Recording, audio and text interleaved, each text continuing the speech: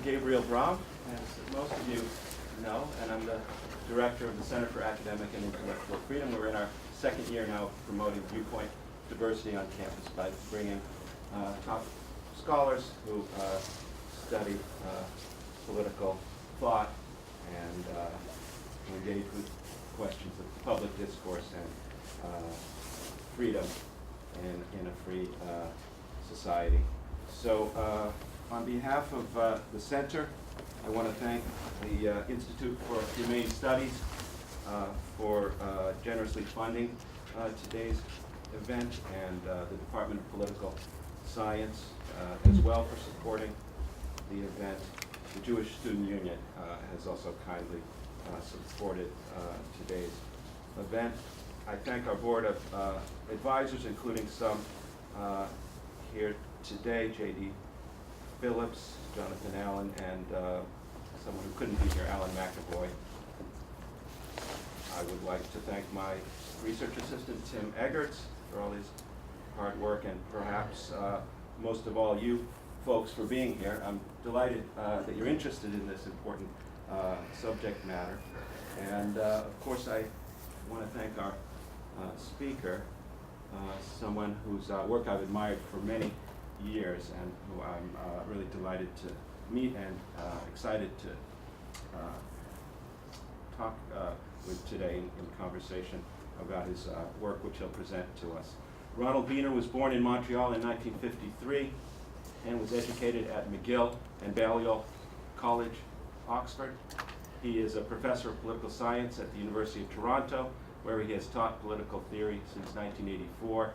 He was elected in 2006 as a Fellow of the Royal Society of Canada.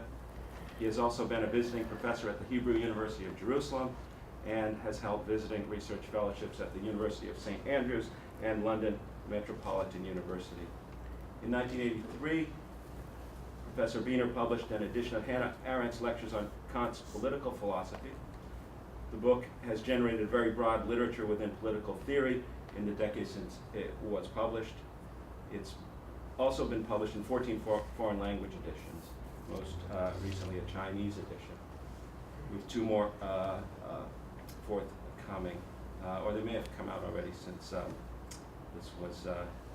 since these notes were put together. Beiner has also published 6 other edited volumes, either as editor or co-editor, and he is the author of the following books: Political Judgment, on University of Chicago Press, 1983; What's the Matter with Liberalism, University of California, 1992;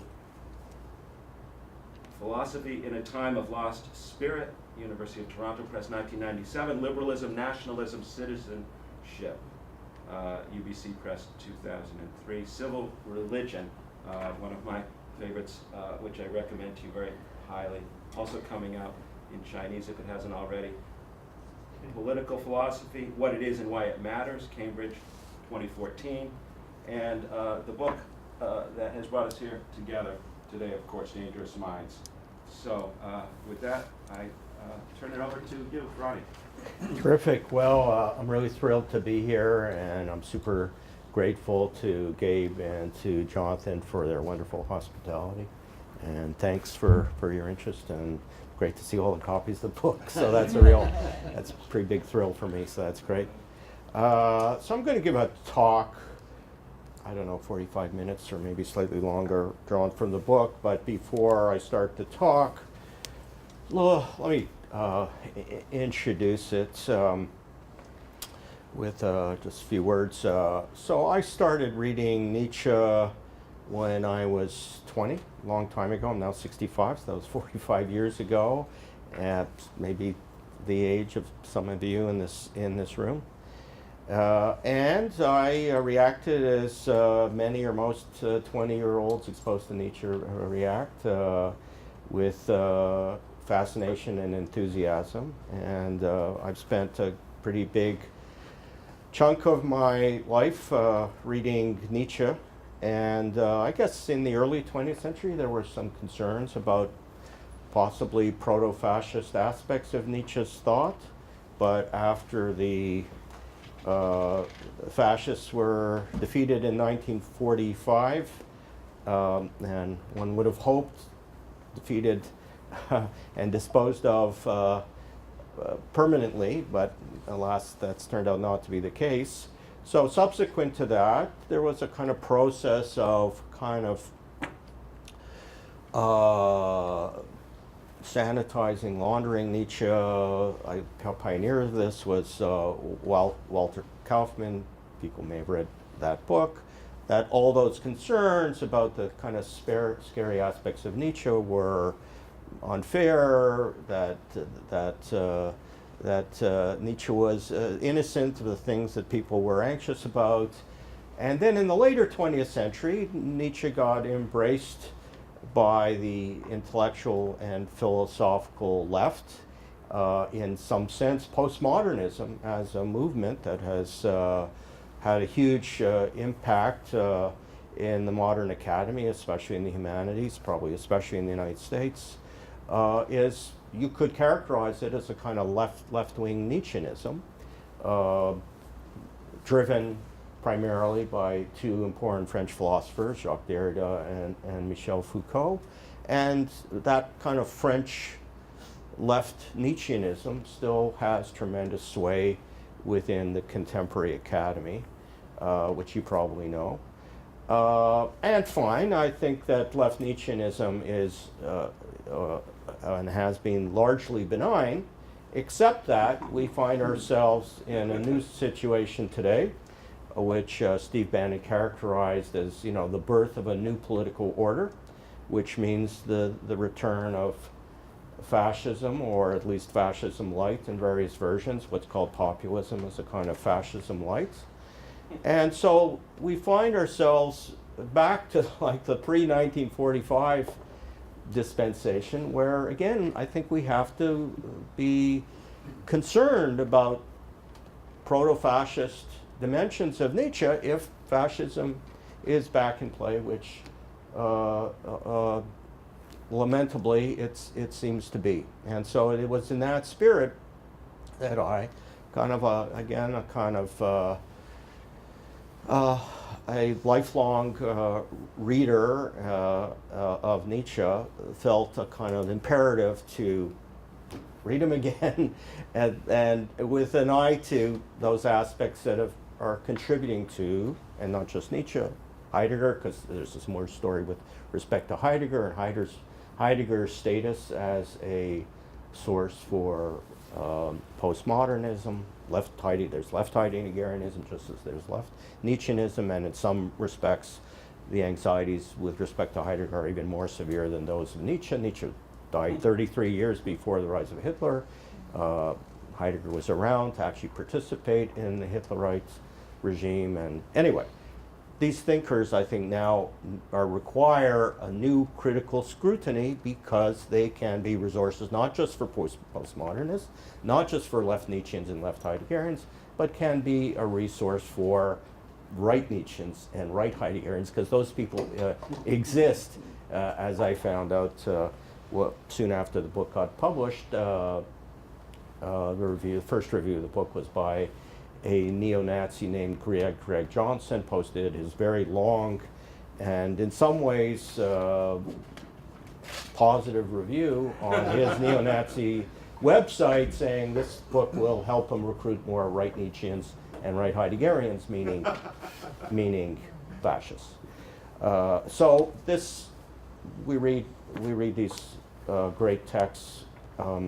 And no one's going to deny the greatness of Nietzsche or the intellectual greatness of Heidegger, but we now have to read these new texts in a dramatically different context. One wishes one didn't have to do that. This exercise wouldn't be required if fascism wasn't once again seemingly ascendant or potentially ascendant. It's starting to look like it's pretty ascendant.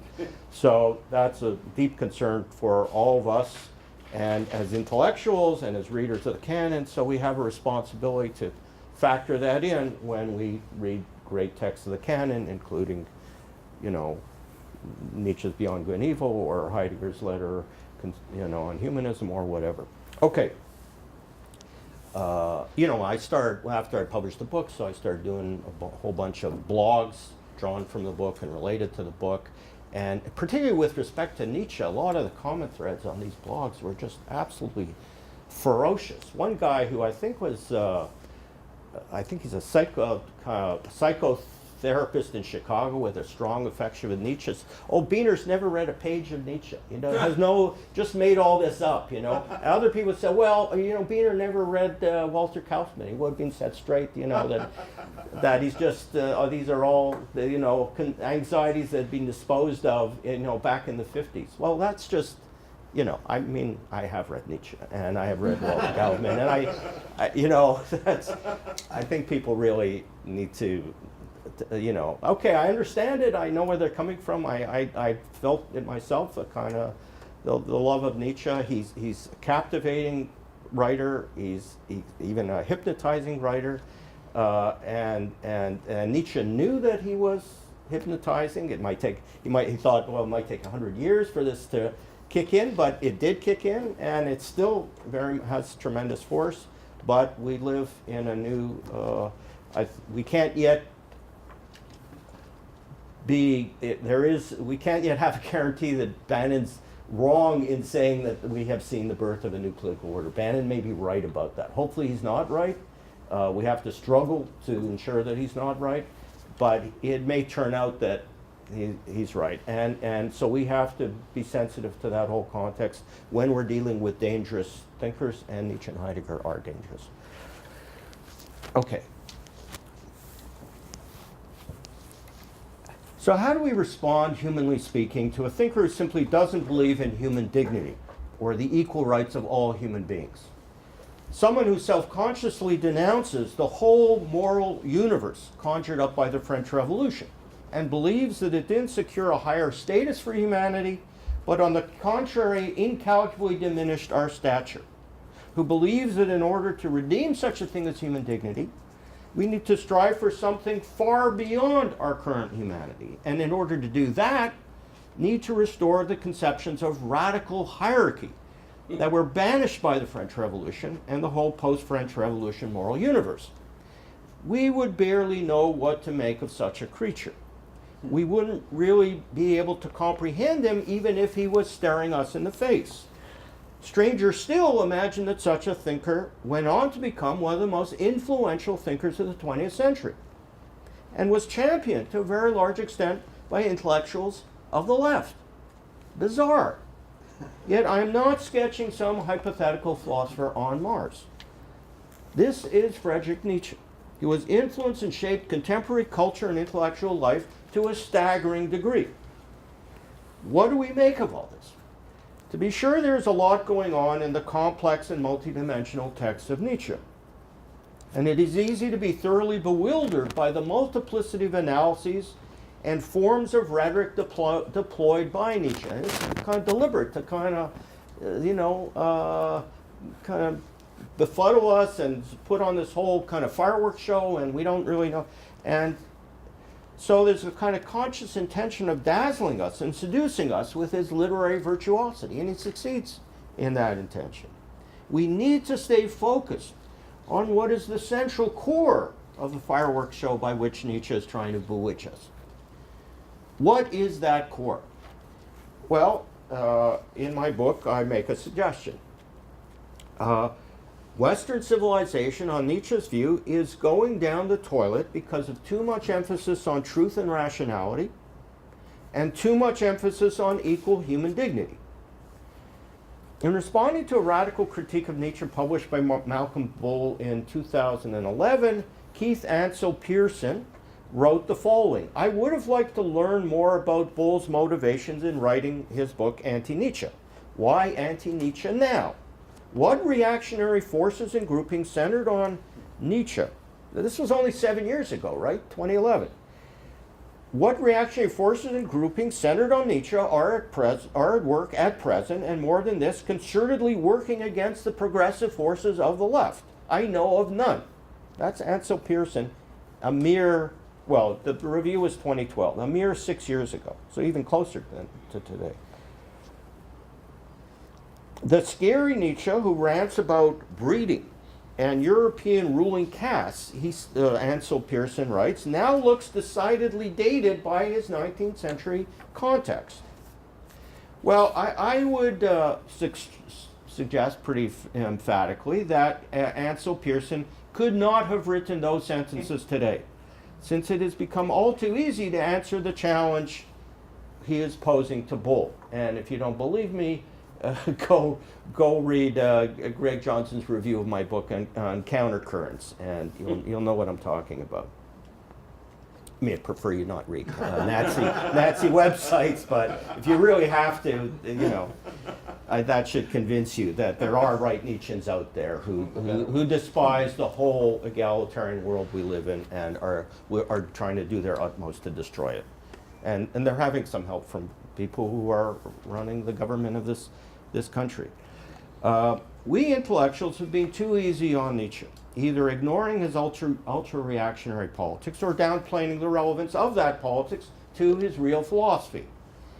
Quite possibly, this lenient treatment of Nietzsche is related to the fact that Western liberal societies for the past 70 years have enjoyed the luxury, which perhaps we haven't sufficiently appreciated, almost surely have not sufficiently appreciated, the luxury of the politics of the far right being utterly discredited. The Nazis did that. But with the seeming return of fascist or quasi-fascist political possibilities, that happy respite from ultra-right politics may well be over. It looks as if it's now over. And if that weren't the case, I wouldn't have written this book. As I suggest in Dangerous Minds, the reappearance of far-right politics requires that we read or reread Nietzsche with renewed vigilance and gravity. We have to be alive to aspects of his thought that may be a potential resource for the worst kind of politics.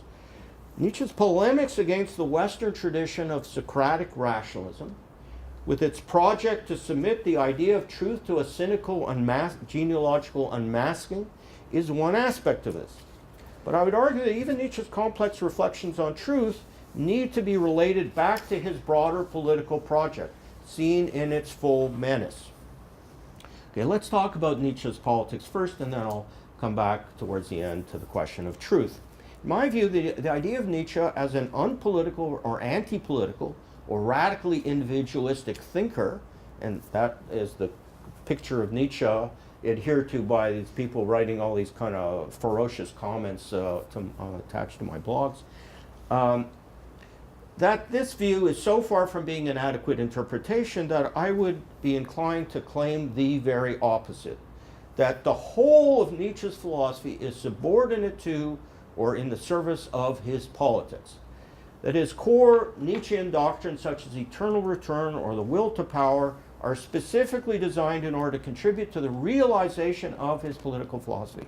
An ultra-reactionary political philosophy aimed at the discrediting of and eventually the top-to-bottom transformation of, and this is what revaluation of value is a very important idea in Nietzsche, means transformation of a post-French Revolution political order where, in Nietzsche's view, equality and social justice are simply euphemisms for European decline.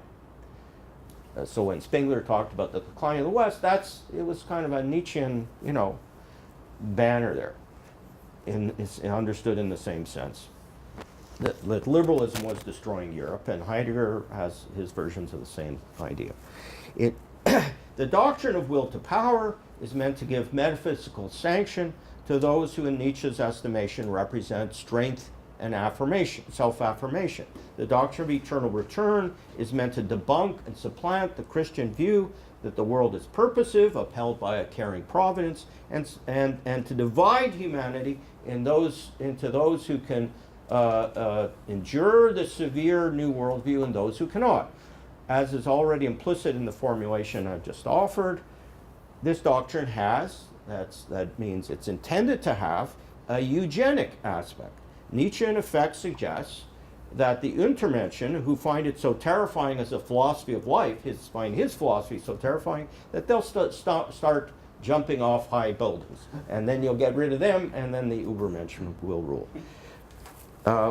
We need to think hard-headedly and concretely about exactly what Nietzsche may have intended when he spoke, both in Beyond Good and Evil, section 208, and in Ecce Homo, about the coming age of grosse Politik, and about himself as the prophet of grosse Politik, grand politics. Apart from emphasizing its pan-European character and its not being limited to petty nationalist horizons, Nietzsche never really elaborated what this kind of politics would look like in concrete terms. Clearly, the implication was that it was a kind of imperial political project, gesturing back to glory-oriented empires of the past. In other words, this was a blank check, and a distinctly dangerous one, given the projects of the politics of empire that were, as he predicted, to appear on the scene a few short decades later, and hence all the horrors of the 20th century.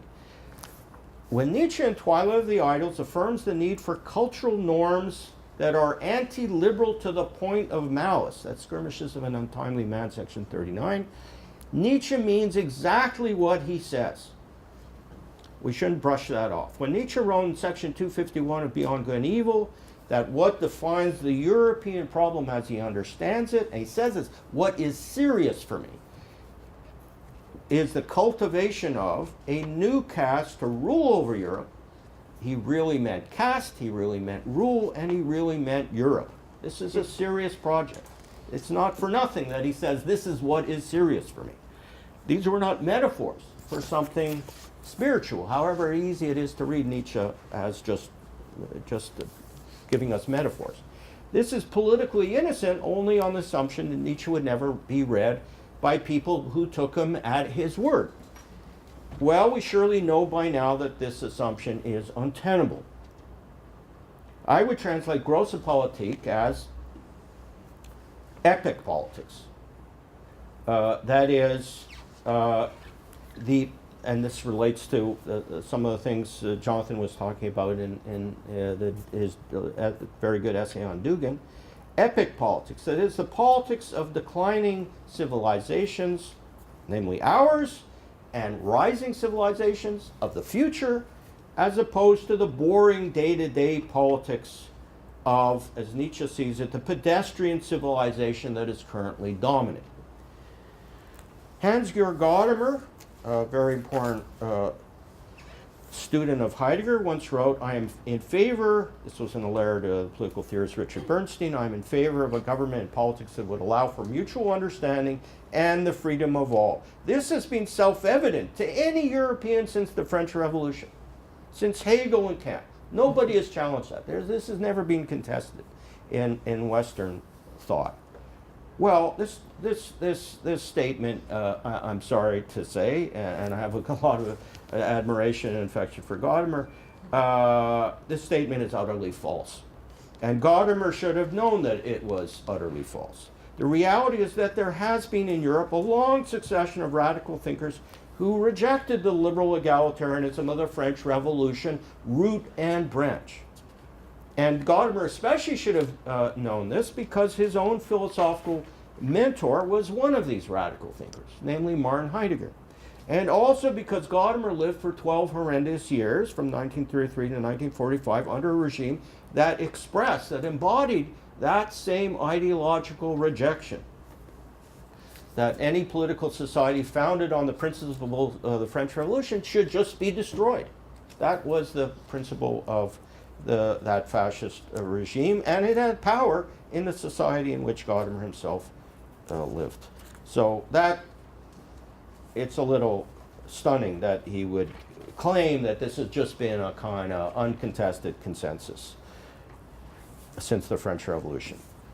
So almost certainly the most important of these philosophers I'm referring to, associated with the tradition of resolute repudiation of liberal modernity in all its moral, political, and cultural dimensions, is Friedrich Nietzsche. Generations of Nietzsche have never failed to find ways, and this continues to this day, to launder or sanitize, or at least take the edge off, Nietzsche's hatred of freedom and equality as interpreted by modernity. Reading Nietzsche as benign or even as emancipatory, as many liberal Nietzscheans read him, would be tolerable if we could be assured that we wouldn't face a second attempt at putting Nietzschean extremism into practice, with extremely malevolent consequences for the world. But the recent and unexpected rise of the populist far right tells us, on the contrary, that we must fear and be vigilant about, to quote Connor Cruz O'Brien from an essay of his going all the way back to the 60s, so very prescient. O'Brien deserves credit for this. To be vigilant about what his messages might affect when they reached minds which were as bold in action as he was bold in thought. And again, unfortunately, we're starting to see exactly that prophecy come true today. I mean, it was also true in the 30s and 40s, but this monster has crawled back out of its grave. Okay, so I'll address a few texts. It's kind of drawing on the book, and to sketch out what I take the core Nietzschean vision to be. And I take there to be a center. There is a kind of central a set of insights or suggestions, and so I just want to put those on the table. So to encapsulate what I take to be central in Nietzsche's cultural criticism, I'll quote just two texts, one from early Nietzsche and one from late Nietzsche. The all-important theme of the dissolution of stable anchors of cultural experience receives especially powerful expression in the following text from Schopenhauer as educator. When the genuine philosopher thinks of the haste and hurry now universal, of the increasing velocity of life, he's writing this in the late 19th century. I mean, just what on earth would he make of the 21st century, right? So, what looked to him like unacceptable velocity, I think really looks pretty slow relative to our world. So, haste and hurry, increasing velocity of life, the cessation of all contemplativeness and simplicity. I think you can already see why Nietzsche would have appealed to me when I read him as a young, student of political theory. He almost thinks that what he is seeing are the symptoms of a total extermination. This is how the genuine philosopher reacts to the culture of 19th century Europe. The symptoms of a total extermination and uprooting of culture. The waters of religion are ebbing away and leaving behind swamps or stagnant pools. That's pretty remarkable for someone who has the reputation of being Europe's first great atheist, public atheist. So he's concerned about that. The nations are again drawing away from one another in the most hostile fashion and long to tear one another to pieces. The sciences, pursued without any restraint and in the spirit of the blindest laissez-faire, are shattering and dissolving all firmly held belief. The educated classes and states are being swept along by a hugely contemptible money economy. The world has never been more worldly, never poorer in love and goodness. The educated classes are no longer lighthouses or refuges in the midst of this turmoil of secularization. Again, astonishing that you get that phrase from a committed atheist like Nietzsche. They themselves grow daily more restless, thoughtless, and loveless. Everything, contemporary art and science included, serves the coming barbarism. Very powerful text. Lukács quotes a passage from early Nietzsche that provides crucial elucidation of what Nietzsche had in mind in criticizing secularization in this text from Schopenhauer's Educator. This is Nietzsche. The drive to disseminate culture as widely as possible has its origins in a total secularization by which culture is reduced to a means of gain and of earthly happiness in the vulgar sense. So secularization means nothing is any longer sacred. And that's the core of the threat or challenge to culture as such. Modern European culture, in quotation marks, is destroying real culture and leaving an enormous spiritual void, and people are oblivious to this, and Nietzsche's screaming from the rooftops to bring this to people's attention. And he says they will find out within a few decades just how severe this crisis is, and Nietzsche is the prophet of that crisis, a big part of which then involved, the killing of millions of people by fascists and so on, and other ideological extremists. It wouldn't be far wide of the mark to say that Nietzsche's later idea of the last man was just another way of articulating what he meant by secularization in these early texts that I've quoted. As Lukács highlights quite well, it basically means that the universalization of culture, as conceived by liberal modernity, including the liberal university as we know it, entails the reduction of culture in its sacredness or holiness to what is utterly profane. It retains genuine sacredness when it's the monopoly of an elite. But if you make it available to large numbers of people, you render it profane and then ultimately destroy it, and so that culture ceases to exist. For late Nietzsche as for early Nietzsche, there is no worse disaster for humanity. And this disaster has a political fallout. My second privileged text is Beyond Good and Evil, section 188. I think this is a very important text, and again, readers of Nietzsche don't give it the attention it deserves. He writes, what is essential in heaven and on earth seems to be, to say it once more, that there should be obedience over a long period of time and in a single direction. So much for Nietzsche, the pluralist and hyper-pluralist celebrated by the postmodernists. In a single direction, given that something always develops and has developed for whose sake it is worthwhile to live on earth. For example, virtue, art, music, dance, reason, spirituality, something transfiguring, subtle, mad, and divine. If you do not have obedience, and if that obedience is not enforced with a iron, rigor over in a single direction over centuries, you can't have any of those things. That is to say, culture ceases to exist, and that's exactly what liberal modernity stands for. The destruction of all those things that make life worth living. The long unfreedom of the spirit, the mistrustful constraint in the communicability of thoughts, the disciplined thinkers, rather people just exercising freedom of speech and saying whatever their opinions happen to be, rather that it's all carefully disciplined.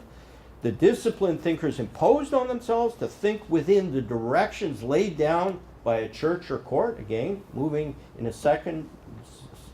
single direction, imposed with iron discipline over centuries. All this, however, forced, capricious, hard, gruesome, and anti-rational, has shown itself to be the means through which the European spirit has been trained to strength, ruthless curiosity, and subtle mobility, though admittedly in the process an irreplaceable amount of strength and spirit had to be crushed, stifled, and ruined. He's okay with that. He's willing to pay the price. He's embracing what is forced, capricious, hard, gruesome, and anti-rational. Because those are the conditions of culture. You have to just swallow that. You have to, that's the kind of, that's just the price of having a culture. And modernity is founded on the principles, egalitarian principles of French Revolution, is oblivious to that. Nietzsche's cardinal idea here is encapsulated best in section 961 of The Will to Power, where he celebrates protracted despotic moralities. And again, he's serious about this. This is not meant metaphorically, this is meant literally. Despotic moralities. And why? Because they tense the bow, which is a crucial metaphor for Nietzsche, and found all over the place in middle and late Nietzsche. They tense the bow. One has to really think, one's really going to engage with Nietzsche, really come to grips with what that idea of tensing the bow means. The idea is for human cultures to shoot consummately high, and indulgent modernity, with its flabby liberal norms, doesn't stretch the bow with nearly enough tension to be able to do that. It can't shoot high, it's not really shooting anywhere. hence its decisive inferiority to pre-modern despotic moralities. One could say that the intended purpose of the Enlightenment and of modern liberalism is to undo the crushing, stifling, and ruining of the human mind and spirit that Nietzsche refers to in the text we just quoted from Beyond Good and Evil, but at a price that Nietzsche regards as absolutely unacceptable. Nietzsche was interested, and if we question, so what are these despotic moralities? Well, Nietzsche tells us very clearly, and I'll kind of talk about that a bit later. Nietzsche was interested in how, for a very few rare individuals, the debunking of morality and universal reason could liberate them to refashion their lives with much greater freedom and creativity. But Nietzsche also believed that the vast majority of the inhabitants of modernity were sunken far too deeply in mediocrity for this project of self-creation to be of any relevance to them. Contrary to what is suggested by countless left Nietzscheans, Nietzsche, of course, was not interested in promoting greater openness, tolerance, or inclusion for the marginalized. On the contrary, his beef against modern post-Christian civilization was not that it was illiberal and insufficiently inclusive, but rather that it was too egalitarian and too weak in legislating definite horizons within which the mediocre majority could find a clear purpose in life. That's why Nietzsche wanted to encourage greater strength and robustness of will for the few capable of refashioning themselves. Having exercised the will necessary to recreate their own selves, they could also legislate new norms that would put an end to the weak and irresolute cultural vacuum into which a post-Christian egalitarian culture, in Nietzsche's view, had collapsed. In Nietzsche's view, the spiritlessness of modernity flows from modernity's excess of knowledge or excess of preoccupation with truth. Nietzsche's core concerns are expressed with unsurpassable power in the famous parable of the madman in Gay Science. After the madman informs his listeners in the marketplace that he and they are the murderers of God, he asks the following questions. How could we drink up the sea? Who gave us the sponge to wipe away the entire horizon? What were we doing when we unchained this earth from its sun? Whither is it moving now? Whither are we moving? Away from all suns? Are we not plunging continually backward, sideward, forward, in all directions? Is there still any up or down? Do we not feel the breath of empty space? So the idea of horizonlessness, as I would call it, is the central and decisive one. The entire horizon has been wept away, and with no horizon, we have no means of orientation, no up or down, no left or right. All we have is empty space through which we float with any sense of what direction might be the right one. All authoritative norms have been effaced, and by our own perverse agency, a self-inflicted nihilism. All that is left to us, culturally speaking, is to drift aimlessly through the void. The force of this text is not to make an argument about whether God exists or does not exist. It is a work of cultural commentary, describing a form of social life where, as Nietzsche sees it, privileged horizons that sustain a definite understanding of the point of human existence, have ceased to exist. The purpose of a civilization is to make those horizons available, and in his sense, a liberal civilization is not a civilization. There are no horizons. People are just left at liberty to figure it out for themselves, and they just enact mediocre and meaningless lives. Nietzsche, the heroic atheist, writes as if he is nostalgic about an era of committed, pious belief, precisely because a world where the idea of God has inconspicuously slipped away, God died without anyone even noticing, virtually without anyone caring very much or taking notice of this, that betokens a world where robust horizons of life are too open-ended to be real horizons, to provide real cultural boundaries. And without real horizons of commitment and devotion, life is doomed to be incapable of being life-affirming. Nostalgia for some earlier cultural epoch of firm belief isn't really the right way to put it, but the point is he clearly experiences dread at what he sees as a present defined by horizonlessness and loss of all definite anchors.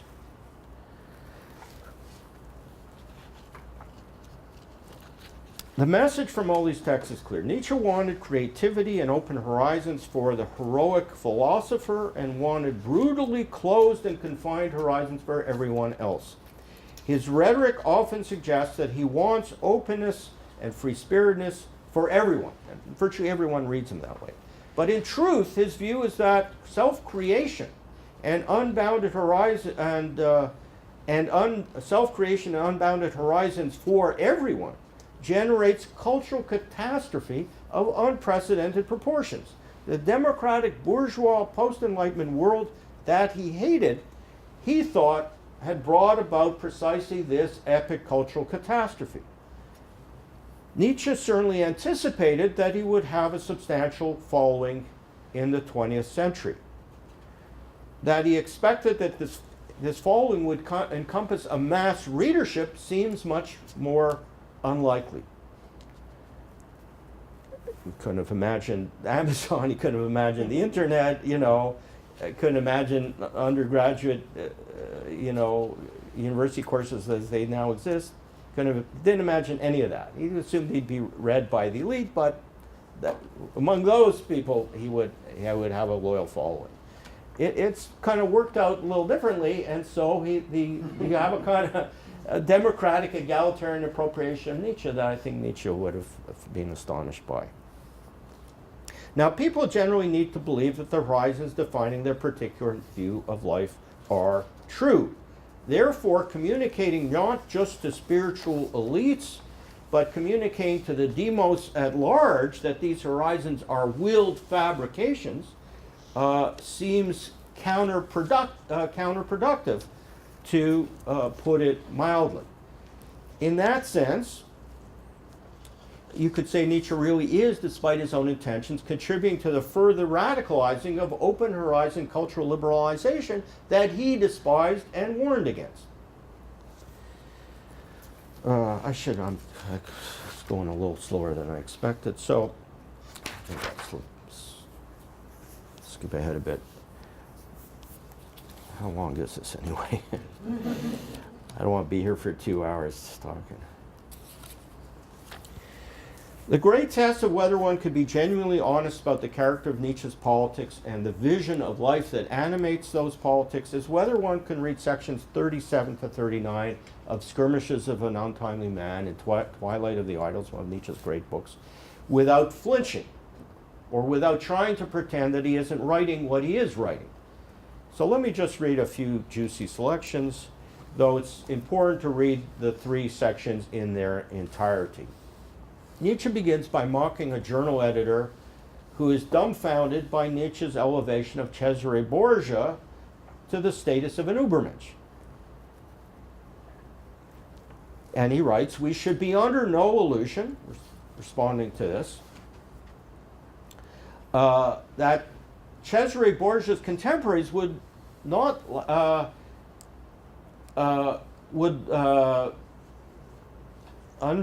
be under no illusion that Cesare Borgia's contemporaries would laugh themselves to death at the comic spectacle of us moderns with our thickly padded humanity going to any length to avoid bumping into a pebble. Nietzsche, our moralism, which we pride ourselves on, has actually reduced us to being contemptible. Nietzsche thinks that it's a mistake to believe that one can have the transcendently superior culture of the Renaissance without the impervious to moral scruples of the Renaissance. And modernity is inherently incapable of the former because it is inherently incapable of appreciating how culture and immorality are an inseparable package. What modernity offers, he says, is a hyper-moralized environment where everyone is sick and everyone is a nurse. An old lady morality, where the imperative to be kind and sensitive ruins anything that might make life worth living. And it ties directly back to the text I read from Beyond Good and Evil. What used to be the spice of life would be poison for us. The liberal appeal to enhance freedom is for Nietzsche based on a false conception of freedom. Nothing damages freedom more terribly or more thoroughly than liberal institutions.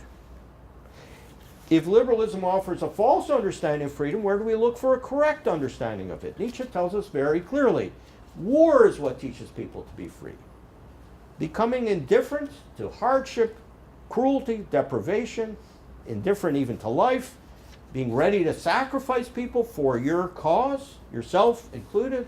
Freedom means, could be like a quote directly from our friend Alexander Dugin, right? And where did Dugin get these ideas? Freedom means that the manly instincts which take pleasure in war and victory have gained control over the other instincts, over the instinct of happiness, for instance. The appropriate test is met by warriors, who he says would wipe their shoes on the miserable type of well-being that grocers, Christians, cows, females, Englishmen, and other Democrats dream about.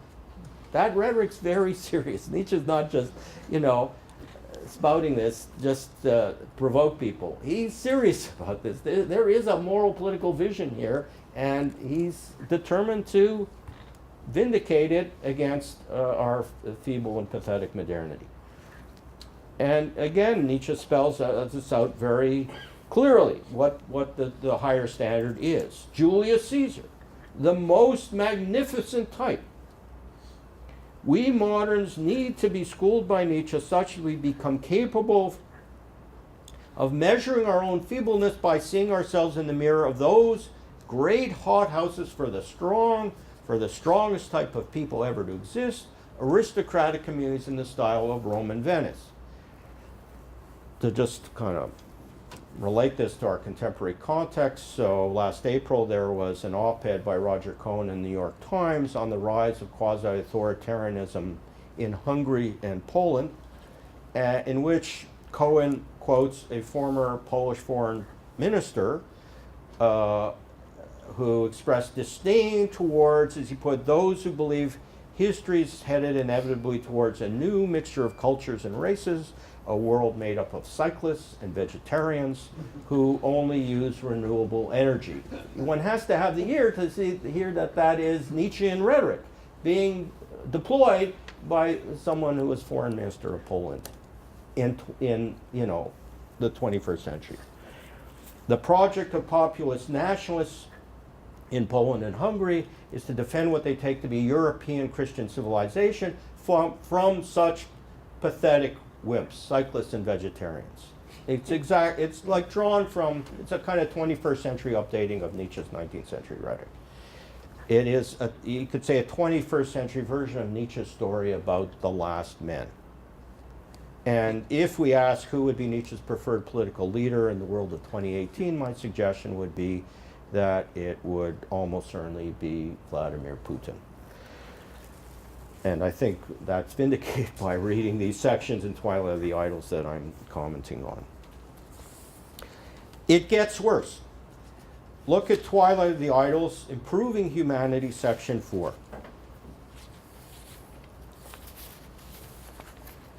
Nietzsche celebrates the caste morality of ancient India because it, he thinks, rightly aims at a morality of breeding.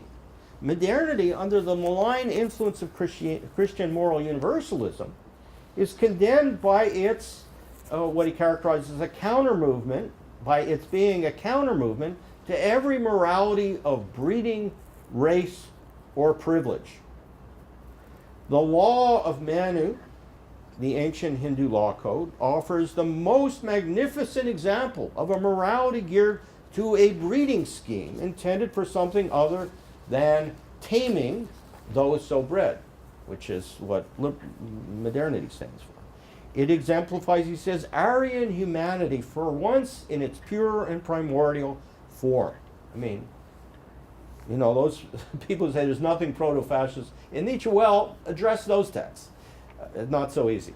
Christianity, by contrast, which he characterizes as the anti-Aryan religion par excellence, that represents the revaluation of all Aryan values, the victory of Chandala values, slave values, the gospel preached to the poor and the base, the general revolt of the downtrodden, the miserable, the malformed, the failures against anyone with breeding. So he's doing a kind of revaluation of the revaluation. You know, you start with sound aristocratic, brutally aristocratic cultures. These get swept away by the egalitarianism of Christianity, and now we have to kind of come full circle and return to the sound moralities that we started with. What Nietzsche intends then with his revaluation of values is clearly to reverse the revaluation previously enacted by Christian morality. That is, return from what he sees as counter nature to what he sees as nature.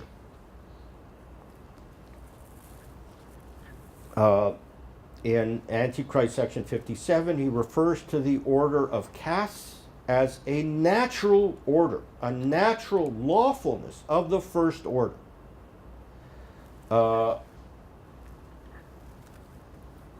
So the suggestion there is that a social order where the masters ruthlessly dominate the slaves is actually the default position of mankind.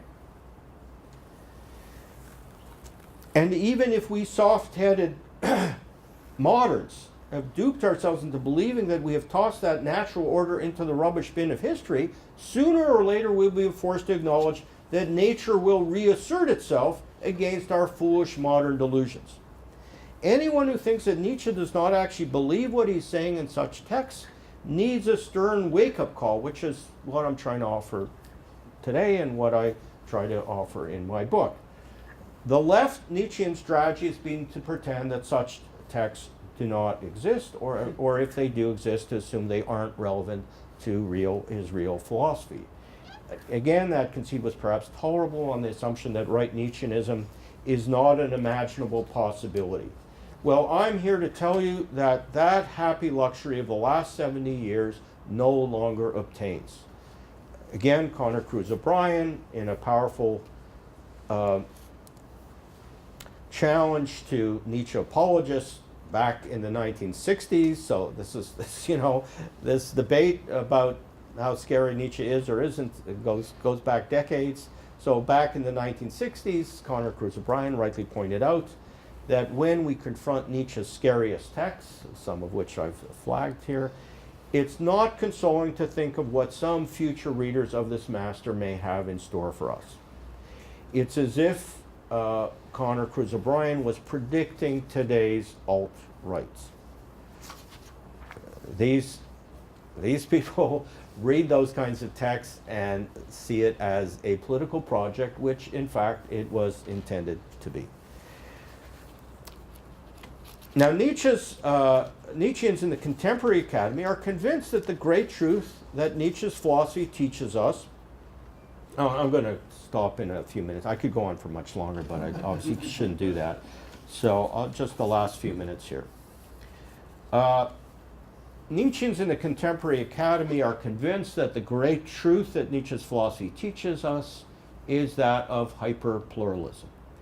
Metaphysics seeks for foundations, and Nietzsche is anti-metaphysical insofar as he deconstructs all such foundations. Philosophical truth is singular, whereas Nietzsche's truths are radically plural. So that's the postmodern story about Nietzsche. Well, by way of challenging this dominant view, and I think it is fairly dominant in philosophy departments and in literature departments and political science departments in the contemporary university. So to challenge that, in my book, I line myself with a mid-20th century lecture on Nietzsche given by Thomas Mann, and a 1996 book published by the Cornell German studies scholar Jeff Waite, in claiming that there is indeed a hard center to Nietzsche's thought, notwithstanding the appearance of this, astonishing radical pluralism, that at the center is a very hard nucleus, a philosophical core. And with respect to his political philosophy, there is a central project And contrary to what some claim, he definitely does have a political philosophy. Some people go so far as, even Bernard Williams does this, some people go so far as to say, well, he doesn't even have a political philosophy. Well, that is ludicrous. Of course he has a political philosophy. So there is a central project and there is a core. So what is it? What is the center? What is his project? Well, to formulate it a little more directly and explicitly than I do in the book, I would offer the following articulation. Nietzsche looks at this culture of 19th century Europe and sees it as shabby, vulgar, and spiritually hollow. Now, again, if that's how he sees 19th century European culture, how on earth would Nietzsche respond to the endless banalities of current day television and the internet? He would just kind of faint on the spot if he had a glimpse of what counts today for culture. But this was in the 19th century, that was his judgment. Shabby, vulgar, and spiritually hollow. So he wants to trace that problem, as he perceives it, in all its force, to its origins. Where did that come from? That's the outcome. Let's now track it back to the philosophical genesis of that outcome. So here's his analysis. The problem starts with the egalitarianism of Christianity. All individuals, as children of God, are of equal worth. We are all committed to that because we're all heirs of that Christian moral insight as we see it. From Nietzsche's point of view, that's not a moral insight. That's a negation of the true moral insight. That the things that make life worth living are founded on hierarchy, not on equality. More specifically, the rot sets in with the Protestant Reformation, which represents the idea that the judgments of the common man or common woman are of a worth and dignity equal to that of putative elites. That was the core insight, as it took itself to be, of the Reformation. We need vernacular Bibles so everybody can judge for themselves, rather than Bibles that only elites had access to. And if you kind of extrapolate, so what are the broader philosophical implications of that, you get modernity. So the view was no one should defer to the supposedly higher judgment and taste of cultural elites. It was a democratic revolution with Calvin and Luther. So from Nietzsche's perspective, one has to destroy Christianity as well as destroy the democratic culture that Christianity spawned. One has to use all possible intellectual weapons for that purpose, including the rhetoric of deconstructing or genealogizing authoritative truths. Although, for sure, Nietzsche himself is not lacking for authoritative truths of his own. Otherwise, he couldn't have a philosophy or a political philosophy. One can then, having destroyed Christianity, one can then reinstate pre-French Revolution hierarchy, iron discipline, and top-down legislation by superior individuals of authoritative cultural norms. And that's what he's talking about in the text I read from Beyond Good and Evil, and that's what it means to cope ultimately with the death of God. Death of God means we live in a cultural void, and we have to fill up that void with something, and there's only one way to do it. And a democratic, egalitarian culture doesn't make available the resources to fill that void. I mean, if you live within the horizons of democracy, you have to just accept that void. And Nietzsche's not willing to accept it. And you need a certain politics to fix that, in his view. One will once again be able to restore real cultures that people can live by and that provide a commanding sense of meaning and purpose, relative to which the culture of liberalism and liberal freedom presents itself as mere void and ennui. Once one sees Nietzsche in that light, so that's his view, once one sees Nietzsche in that light, the picture of him as a hyper-pluralist, starts to melt away. And then, if you really think that through, postmodernism loses its foundation. Not only that, but one quickly comes to understand the source of Nietzsche's appeal to far-right intellectuals of the present. Again, that's what motivated the writing of my book. So we're having this event under the auspices of a center devoted to liberal understandings of freedom. What Nietzsche is basically presenting to us is a very stark either or. You can either have these liberal understandings of freedom, contemptible freedom of speech and free debate and free all these wimpy kind of ideals, or you can have the kind of cultures that actually make life worth living. And there's nothing to attenuate or soften or mitigate that stark either or. You choose. I mean, you could say choose liberalism or fascism. There's no middle ground.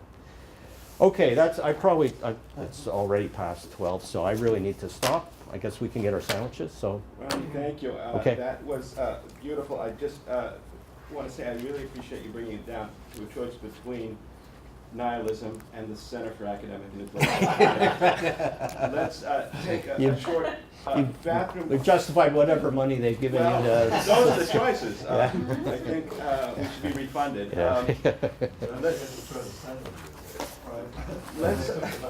Let's look forward to everyone introducing themselves and asking lots of questions and talking after a short bathroom break and a time to get sandwiches. And we'll sit down and eat while we talk for the rest of the. Good. Yeah. Good. I'm Ian. I'm an MFA in the English department and was also connected to Dr. Brown through Dr. Larkin. We're both in the same critical theory class. So my field, I guess, is writing, but I've sort of always been interested in philosophy, and even though I believe you said those lines between departments that we sometimes define ourselves by are a lot more fluid. So I'm interested just for myself. So. Excellent. Thanks. Good.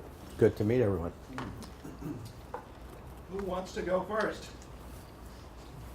I have a million questions. I'm sure you do too.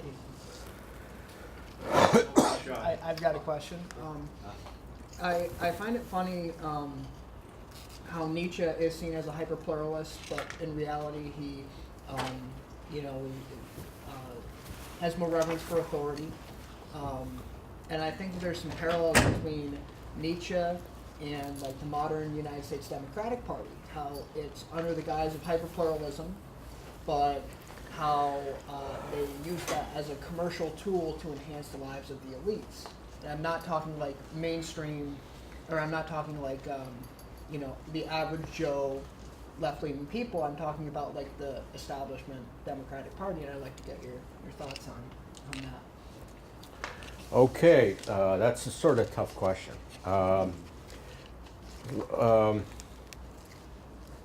Let's start with Nietzsche and pluralism.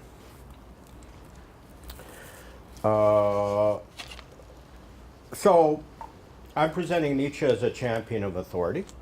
I believe he is a champion of authority.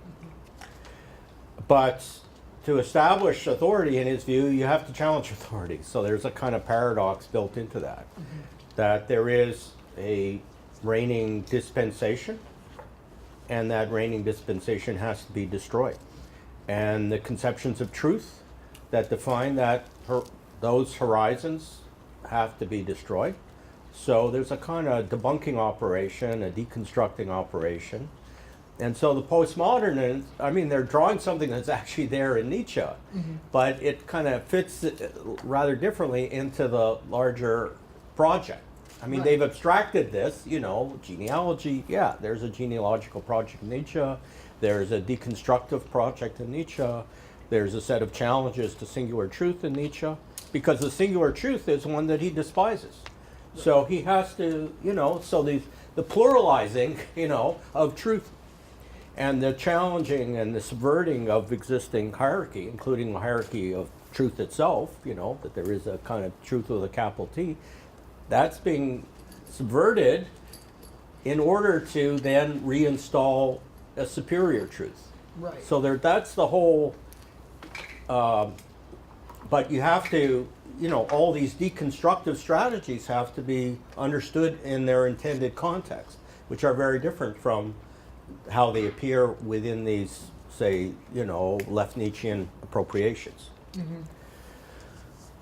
Relating that to the Democratic Party, it's not so easy. I mean, the whole discourse of people and elites, how exactly is that functioning? How are the, you know, the people who run the Democratic Party, I mean, it's like from the standpoint of a Steve Bannon. So these people are elites, but the people who run the Republican Party up to the top, including President Trump, they're not elites. They're associated with populism, and then the Democrats are stigmatized and villainized as elites. Well, so in what sense are they elites? I mean, it's not obvious to me that, you know, you'd associate elites with the Democrats rather than with the Republicans. So what kind of rhetorical, you know, maneuvering is going on such that they become, you know, the holders of the label elite? Well, you know, and this is all pretty much, you know, within the nexus of, you know, Bannonite populism. Well, elites means liberal elites. I mean, elites who mean that they are the standard bearers of a liberal order, which the so-called populists are trying to destroy. I mean, in a sense, it's like, you know, there's a contest here going on. It's somewhat parallel to Nietzsche's in the following sense. So there's always a social order. And so the people who are responsible for that social order, well, they're the elites. So you can be anti-elitist in the sense of wanting to destroy that social order. So, you know, populists see the social order that has to be destroyed as liberal, too open, too tolerant, too welcoming of minorities or whatever, or too generous towards women, or, you know, so that's, it's the rhetorical purpose of saying that's elitism is to, because they're responsible for a social order that is in the crosshairs of, you know, either these populists or Nietzsche, in the sense that he too is trying to target liberalism as a social order that needs to be destroyed. I mean, I think there is a parallel between Bannon's project and Nietzsche's project in that sense. And Nietzsche's not going to use the rhetoric of populism. He's not going to appeal to the people. And nor is he going to rhetorically attack elites. But in a sense, it's the same project, in the sense that, you know, there are people who represent this order that is pro-democratic, pro-egalitarian, and in both cases, that's the enemy.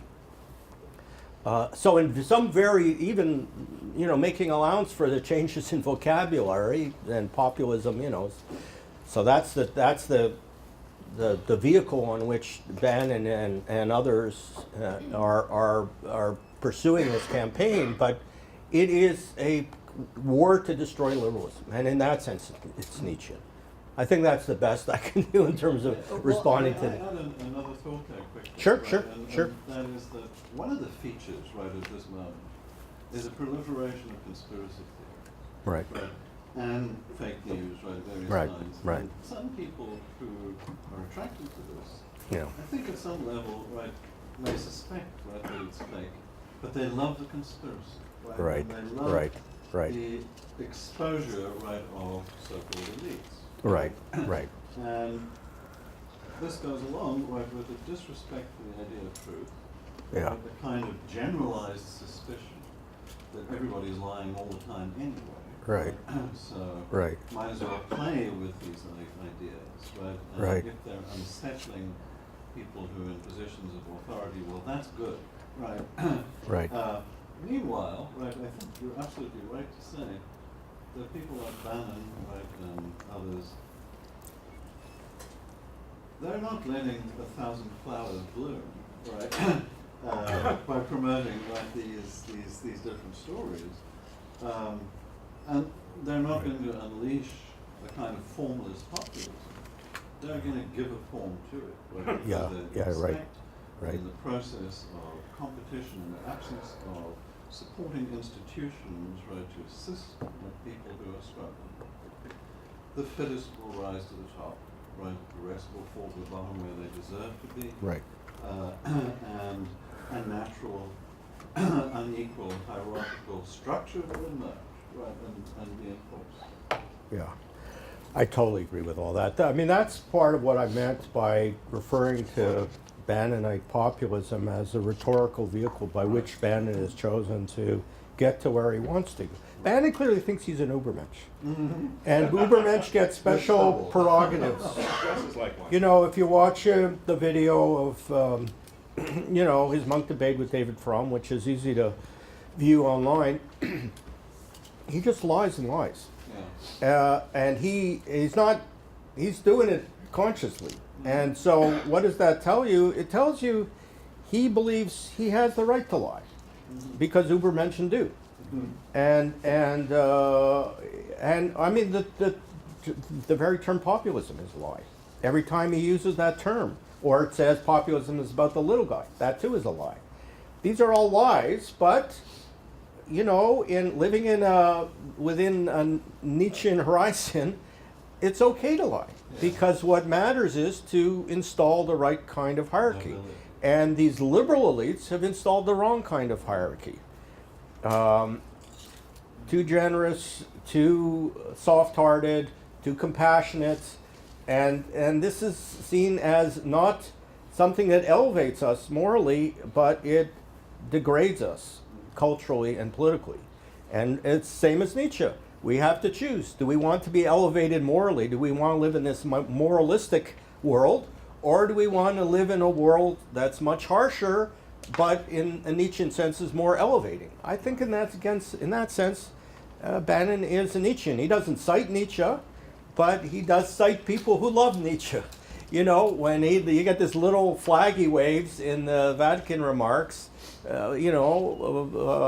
referring back to Julius Evola. Well, Julius Evola is very upfront that Nietzsche's his hero, and he's a Nietzschean. He's a disciple of Nietzsche. He's a disciple of this new, harsher, more ruthless, less moralistic, but more culturally and spiritually elevated world.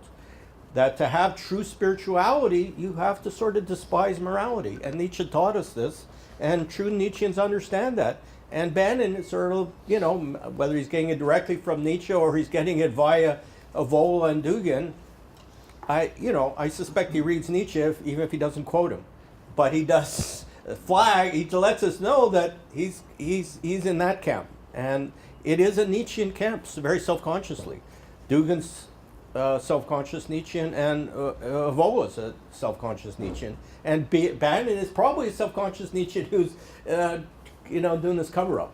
Yeah. And so the language of populism, I mean, if that's the true context, then obviously it's not about populism. It's not about the people. It's about hierarchy and standards of grandeur. And that's what Nietzsche's about. You either live in a world that tries to be fair to people but is banal and mediocre, or you have grandeur and then you embrace hierarchy and ruthlessness. That's the fundamental choice in human life. Well, I would hope that all of us are on the other side relative to Bannon and Nietzsche and Evola, but more and more people are starting to see the attractions of it. And Nietzsche anticipated that they would. You know, the basic view is, give it 100 years and people get pretty bored with liberalism. Right. And it took less than 100 years. It took 30 years. You cited in one of your papers a great essay by George Orwell, Yeah. right? His review of Mein Kampf. Yeah, you're right. And, Yeah. he has it's an excellent piece, right? I use it in one of my Yeah. classes, where Pretty he depressing. says, right, that the thing that's Right. important about Hitler is that he grasps that people want something more than just material satisfaction. Yeah. They want, at certain points anyway, or think they want, struggle, hardness, Yeah. risk. That's what he's offering. And he says, well, maybe Right. in a decade or so they'll get tired of this, right? And then we'll see what Yeah. comes around. Yeah. Yeah, I don't quote directly. I quoted from Graham Wood's Right, terrific right, right. article in the Atlantic on ISIS. Actually, And I came across it in the same source and then tracked down the original. yeah, right. Well, I guess we should read the original Orwell, yeah. Right. But I haven't yet done that. I should do that. Okay. With all of that in mind, do you believe that although moralism may, in this way, not be beneficial, could moralism and morality free us in a way that dismantling and deconstruction or relativist thinking could free us? That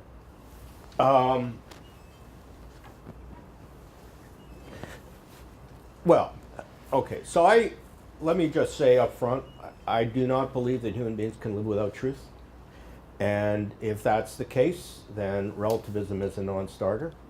And in that sense, any kind of Nietzscheanism, left-wing Nietzscheism, right-wing Nietzscheism, any Nietzscheanism is a non-starter. So the project is, well, let's see how far we can go in living a human life that is dismissive of truth. It's not about truth, it's about will. It's about strength. It's about power. It's about cruelty and ruthlessness. And truth, relative to those things, truth doesn't count for much. I mean, that's a pretty big philosophical question. Like, how important is truth to human life? And you could say Nietzsche is offering a kind of intellectual experiment in an understanding of life, a vision of life that dispenses with truth, because truth gets in the way of all these other things that are too important to jettison. And so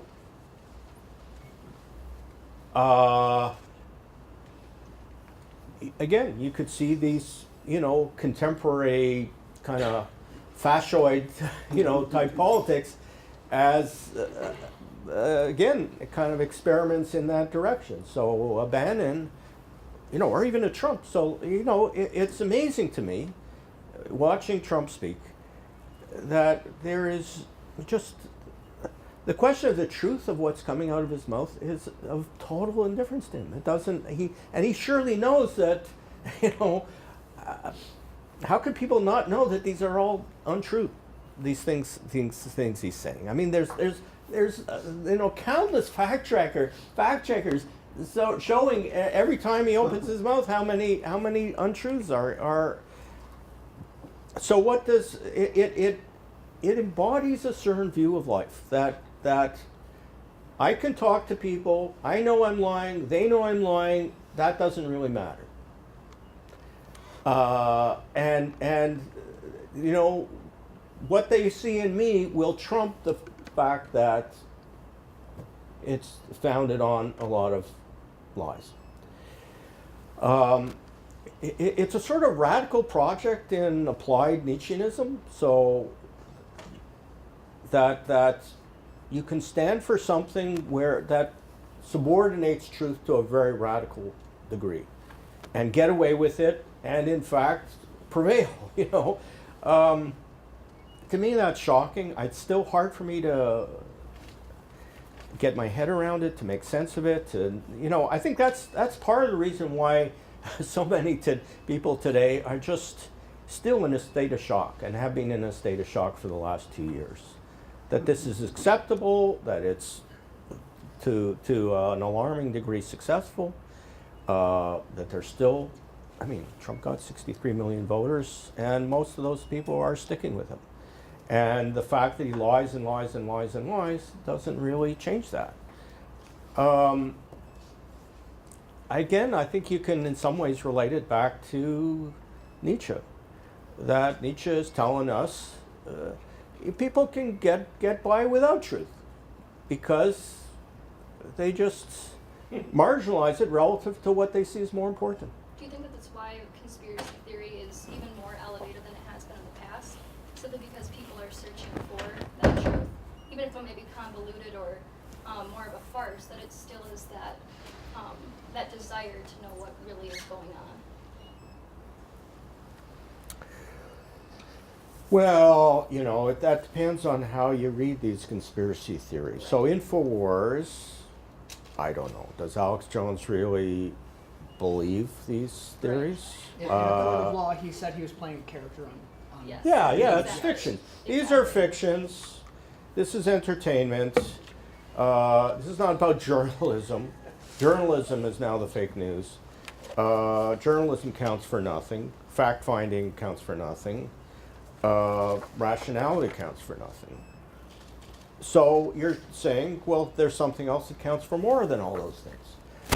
That's a certain view of life. That's a vision of the good, a very scary one, but it's become surprisingly dominant to the extent of contributing to the election of the current president of the United States and the retention of all the people who support him.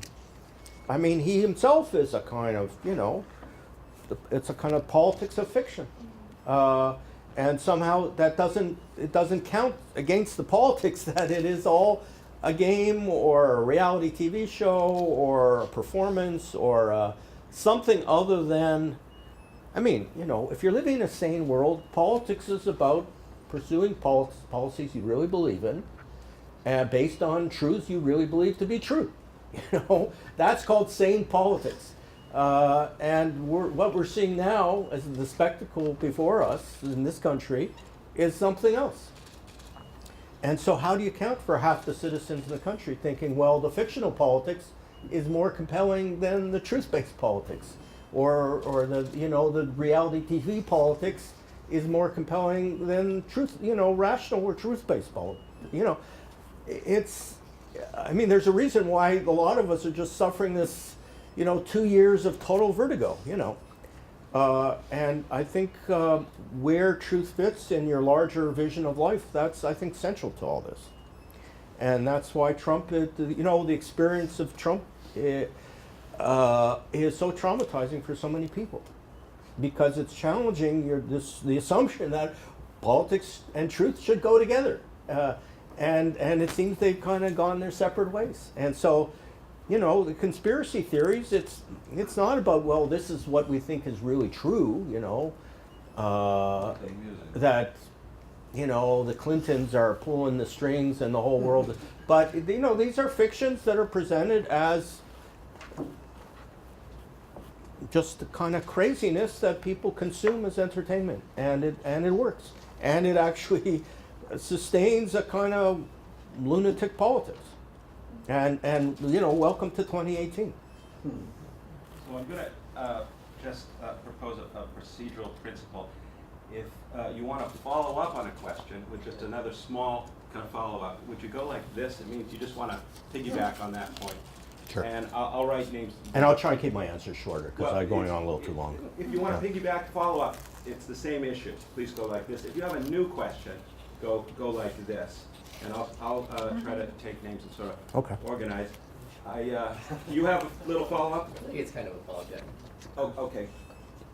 I mean, you can judge, and we can come back to it, but it seems to be on the same track as far as post-truth.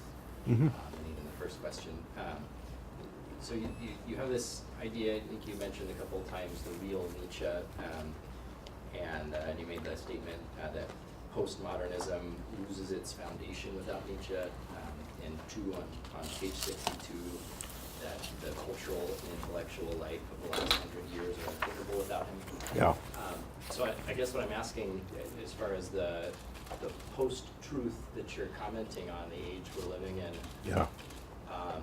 isn't this a sort of revaluation, considering the extent to which we're intellectually so much a byproduct of Nietzsche? And so maybe state it differently. What do you want us to do with what you're providing us here?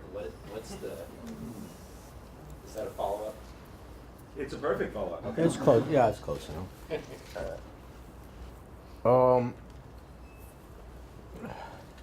Well, here's the fundamental thing.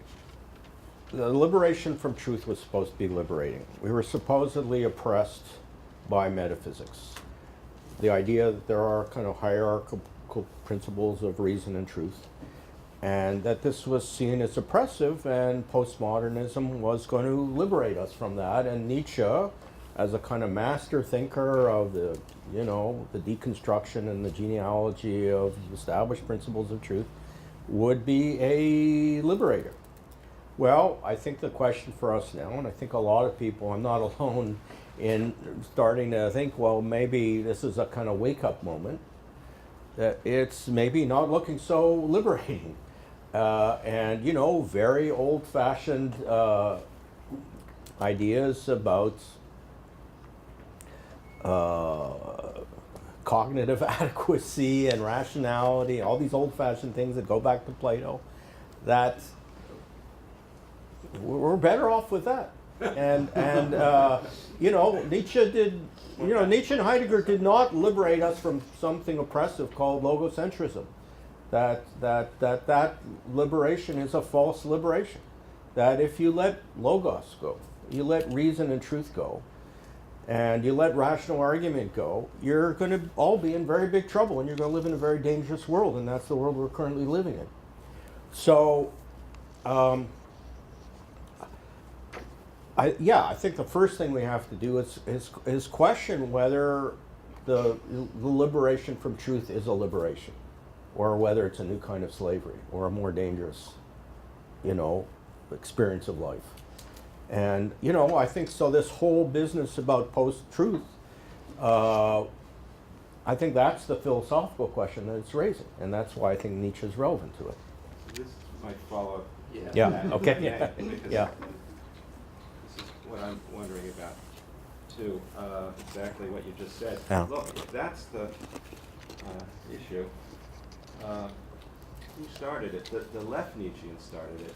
The post-truth is postmodernism for the last 3 or more decades. Right. The alt-right are imitating and parodying the left. They're making use of what they learned in school.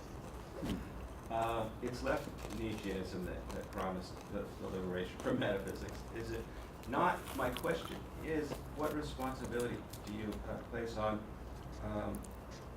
the Academy for all of this? How Yeah. do you relate the alt-right to the postmodern left?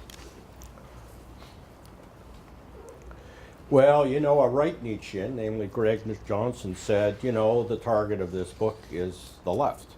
And I guess that's true. And yeah, I definitely think that the intellectual left needs to start reconsidering who their cultural heroes are. I agree with that. Whether they're responsible for Bannonism, responsible for Trumpism, responsible for the alt-right, that's maybe going a little too far. I mean, you know, the Academy is a kind of silo. It's a little hard for me to see how Donald Trump, you know, is in, or even Bannon for that matter, is influenced by what goes on in, you know, in English departments in universities. So in that respect, I wouldn't rush to say, well, we live in an age of post-truth and it's their fault. You know, it's the followers of Derrida and the... For decades. Teaching undergraduate. There's an undergraduate, Alan Bloom understood this. Relativism is de rigueur. Well, there's a lot of overlap between themes in my book and Alan Bloom. And I cite him at the beginning of the book, and I think he's right about that. He knew that Nietzsche really belongs with the right, and that left-wing appropriators of Nietzsche were out to lunch. And that was right. And Strauss knew that, Bloom knew that, and a lot of others, Stanley Rosen knew it, and some people on the left. So Jeff Waite, who has a similar view, is a Marxist. So he could, you know, he refers to postmodernists as, you know, the fake left. Well, that's not unreasonable characterization. A fake left, because ultimately this is going to pull the rug out from under them, because they're celebrating a thinker who doesn't believe in equality and despises it. And how is that going to help the left? Well, I think that's right. I mean, and we're seeing it now. I mean, I guess Bloom was prescient in that respect, that I mean, although I do, in criticism of Bloom, he says, well, you know, Nietzscheanism means left Nietzscheanism because there is no right Nietzscheanism. Well, Yeah, that only- he got wrong, and he didn't think that there was any right Nietzscheanism, but I'm not sure it ever went away. I mean, there was certainly right Nietzscheanism up until 1945, and maybe he was being a little too optimistic in assuming it couldn't come back. You know, it's like Francis Fukuyama was a student of Bloom's, and you know, that there was a kind of complacency that fascism had been eliminated as an existential possibility, and that was just flat wrong. I mean, so, you know, I'm not sure you can put all the blame on the left, but I think you know, the left, if you associate it with Derridians and Foucaultians and Richard Rorty? other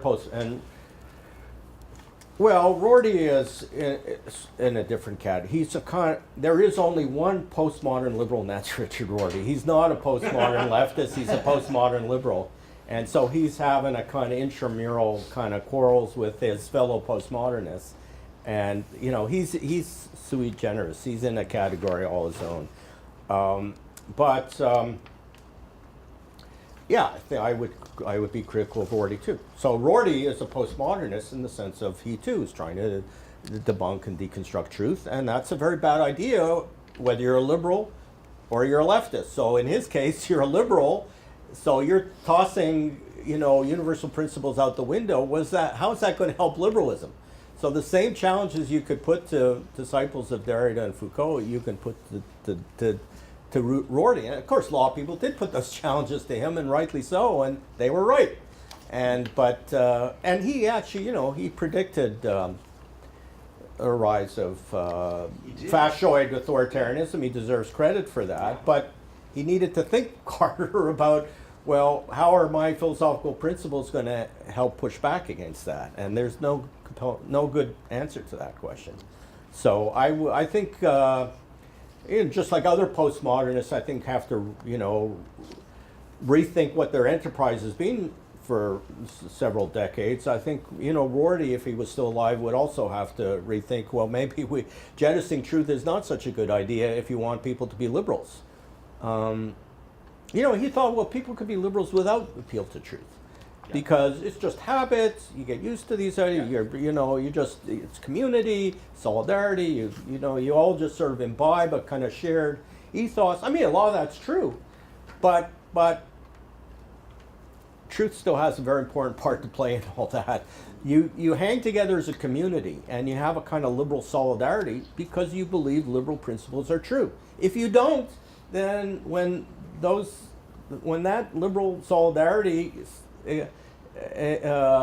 experiences threats from outside liberalism, then it's in real trouble. And he didn't really, I admire Rorty a lot. He's a great writer, and he's very thoughtful, he's very well read, but he didn't really think that through properly. Then all you've got under those circumstances is unprincipled solidarity.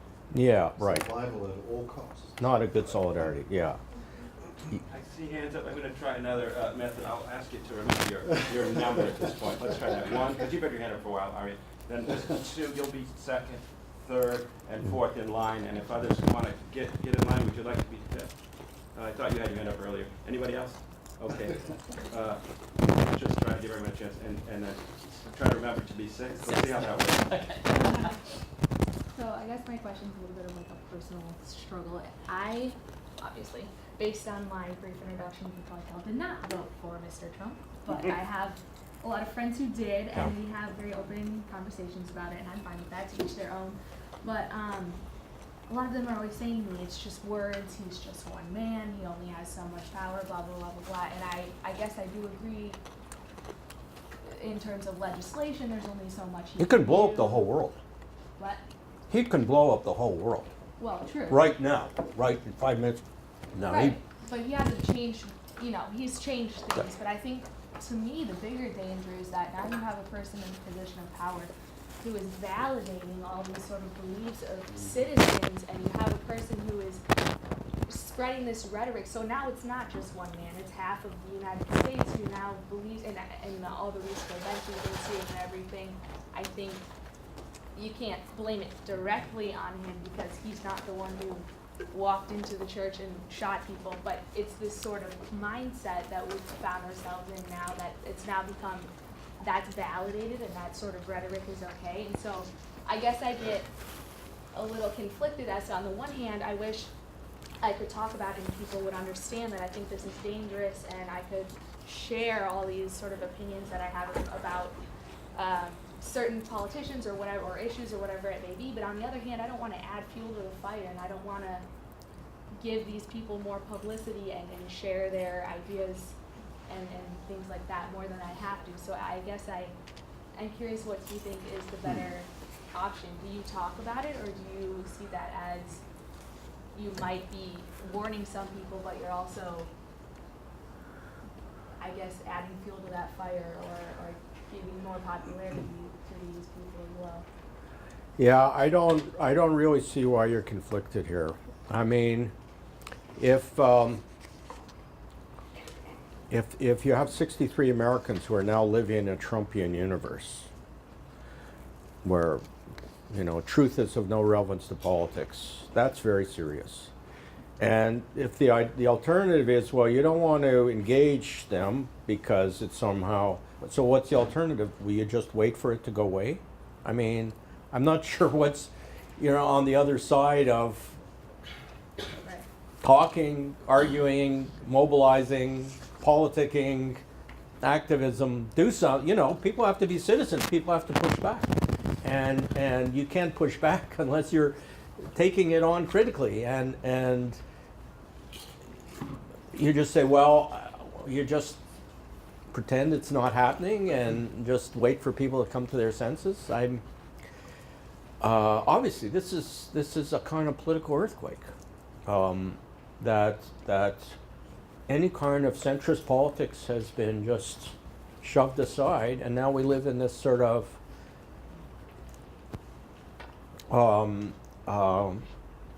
you know, political crazy land.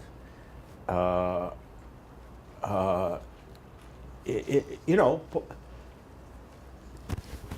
Trump is just not the kind of politician that we have taken to be a politician, a normal politician with normal politics and normal political discourse. It's such a radical aberration in relation to any accepted norms of political discourse that, yeah, of course you have to engage it politically and civically as a citizen. So I don't see why you're conflicted there. I mean, it's different with the alt-right. So okay, you talk about the alt-right, you're giving them more publicity, and that is a two-edged sword. That's more problematic. Trump's president of the United States, so he has a lot of attention. He has, you know, soaking about all the attention in the world, and that's his purpose. So you're not removing attention from him by not talking about him. With Richard Spencer, it's a different. I think there's a different problem there. So if you talk about Richard Spencer, then more people know about Richard Spencer. I mean, probably that cat's already out of the bag. I mean, so, you know, at this point it becomes like Trump. You have to take him on. You have to expose or ban for sure. Expose, ban, and show that the kind of fundamental dishonesty in his discourse. Show that the claim to be, you know, being a populist or championing populism is dishonest, and you have to take that on. I mean, it would be different before anyone had heard of these people, but now they get a lot of attention. So there isn't, you know, a dilemma of, do I help to give them more attention? They already have that intention. So at that point, you have to challenge them. And what choice do we have as citizens?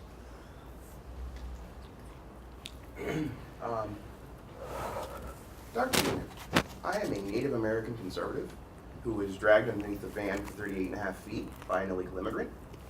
The van she stole. So understanding who you're talking to, I would like you to define exactly what you mean by proto-fascism or fascism. History majors define our terms. We have to be exact with our terms. I'm asking you to do the same.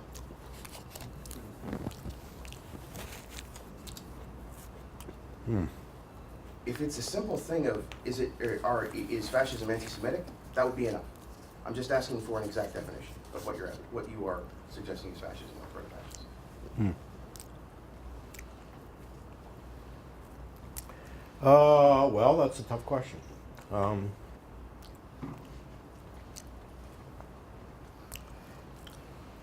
um,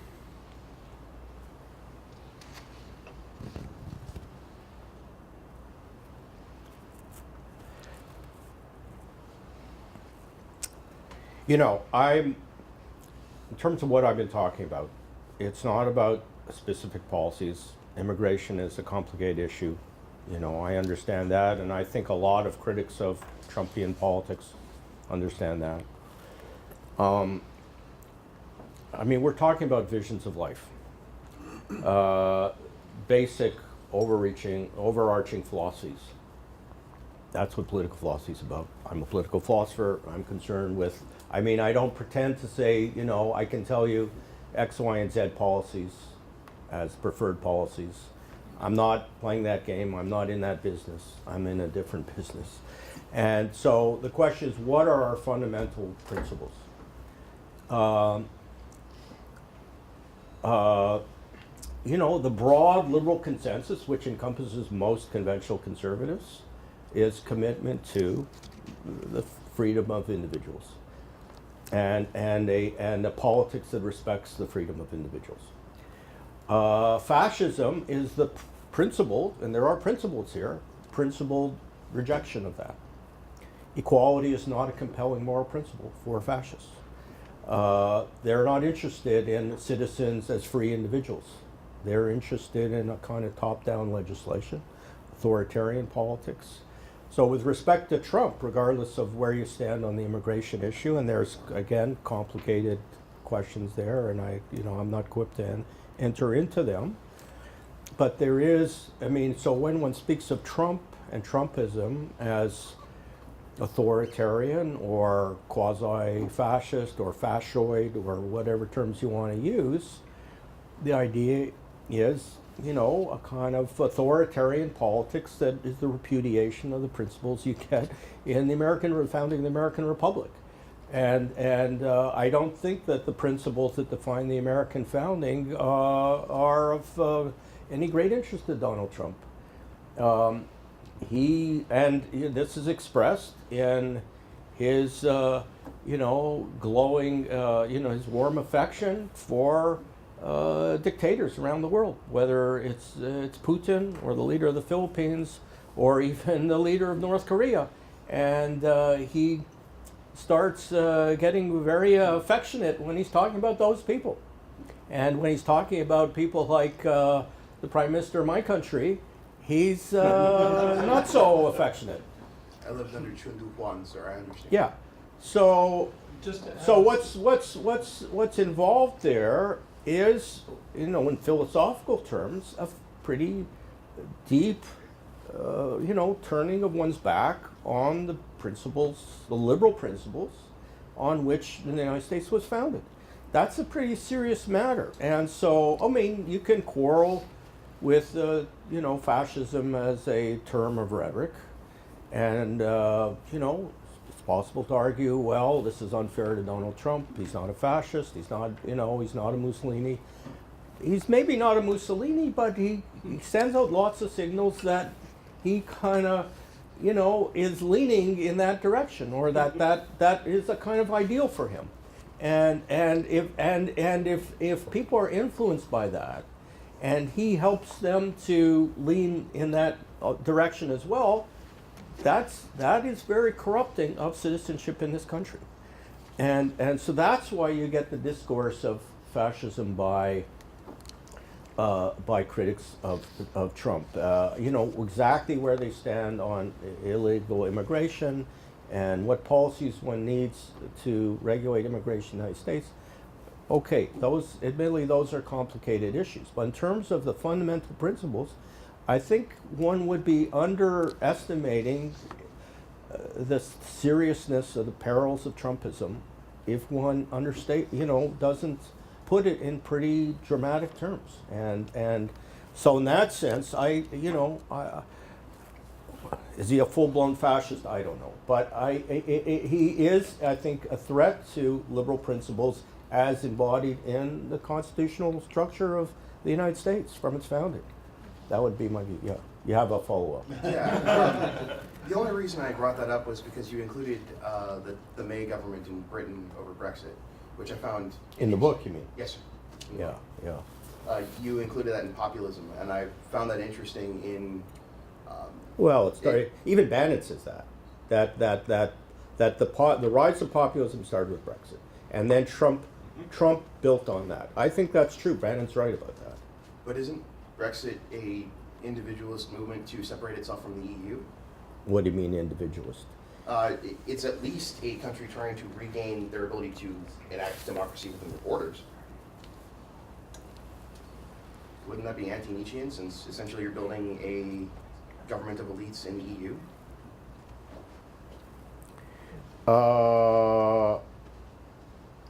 Well, it's sort of. I think that goes back to an earlier question about, how this discourse of populism and elitism works, and yeah, I mean, okay, the elites are the bad guys, and they're the bad guys because they're liberals. And I mean, just look at. I mean, I think to really get a handle on Brexit, you have to stand back and ask about why someone like Steve Bannon is so enthusiastic about Brexit and why he sees that as the start of his movement.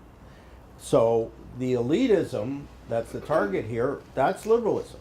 And so elitism is just a kind of stand-in for these liberals who believe in generous policies with respect to migration and a generosity with respect to Muslim citizens and et cetera, and liberals are soft on Muslims, liberals are soft on immigrants, liberals are soft on this, liberals are soft on Jews, I think, and that's Always. all part of the package. Not so soft in the Jews. We had a Well, okay, that's less sensitive. Yeah, depends who the liberals are. Yeah. There are some problems in Corbyn's Labour Party, I would grant that, but not all liberals would, I think, fall under that rubric. No, thank you for your time, sir. I really Okay, appreciate it. sure. It was a tough question. I mean, I tried my best, but. That's you, Grant. Oh, right.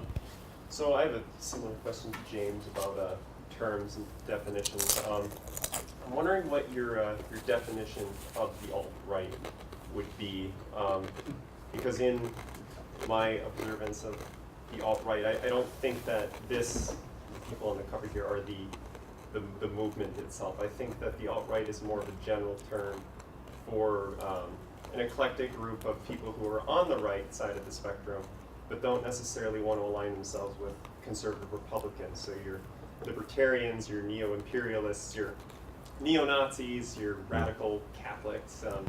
You've got a whole eclectic group, and I think that to lump all those people together is kind of dangerous. I think that to lump in like the libertarians with the Nazis. Oh, I wouldn't do that. would be a mistake, obviously. Yeah, so I I'm wouldn't just do that. wondering what your definition of alt-right is. Well, where did the term alt-right come from? I think Richard Spencer was the first one to use it. That's right. Well, actually, yeah. So there is a bit of it's basically One of the first people one to of the use it. people. Yeah. There's a kind of contest between him and Paul Gottfried. So he was a kind of protege of Paul Gottfried. I mean, Paul Gottfried used the term alternative right, and then Spencer shortened it to alt-right. But it's not a kind of catch-all. It was intended to refer to Spencer's movement and people of Spencer's ilk, people who are not just generally right or, right of the Republican Party, but people committed to ethno-nationalism in a fascist sense. And he certainly is. And the alt-right in the strict sense, they are white nationalists. They are racial nationalists. They believe in ethnos founded on race. That's what in the strict sense, that's what the alt-right is. I mean, Gottfried might not have used in that sense, but when it got seized upon as a branding exercise by Richard Spencer, that's certainly what it meant. And it was a branding exercise. He could have just kept calling himself a Nazi, which is what he is. But he thought he could win more recruits to his movement of racial ethno-nationalism by calling it something else, and by not, dressing in brown shirts, but instead dressing in fancy three-piece suits. And he was right. It was easier to recruit people when you call it something else. I mean, you have this even in universities. They do these branding exercises, right? Everybody's doing it. All corporations, including universities, do branding. Well, that's what he was doing. And so the alt-right, I didn't invent the term, he did. He did it to cover up just how abhorrent his politics are. So when you talk about the alt-right, you're talking about something like way, way, way out there in terms of the right. And, people like Richard Spencer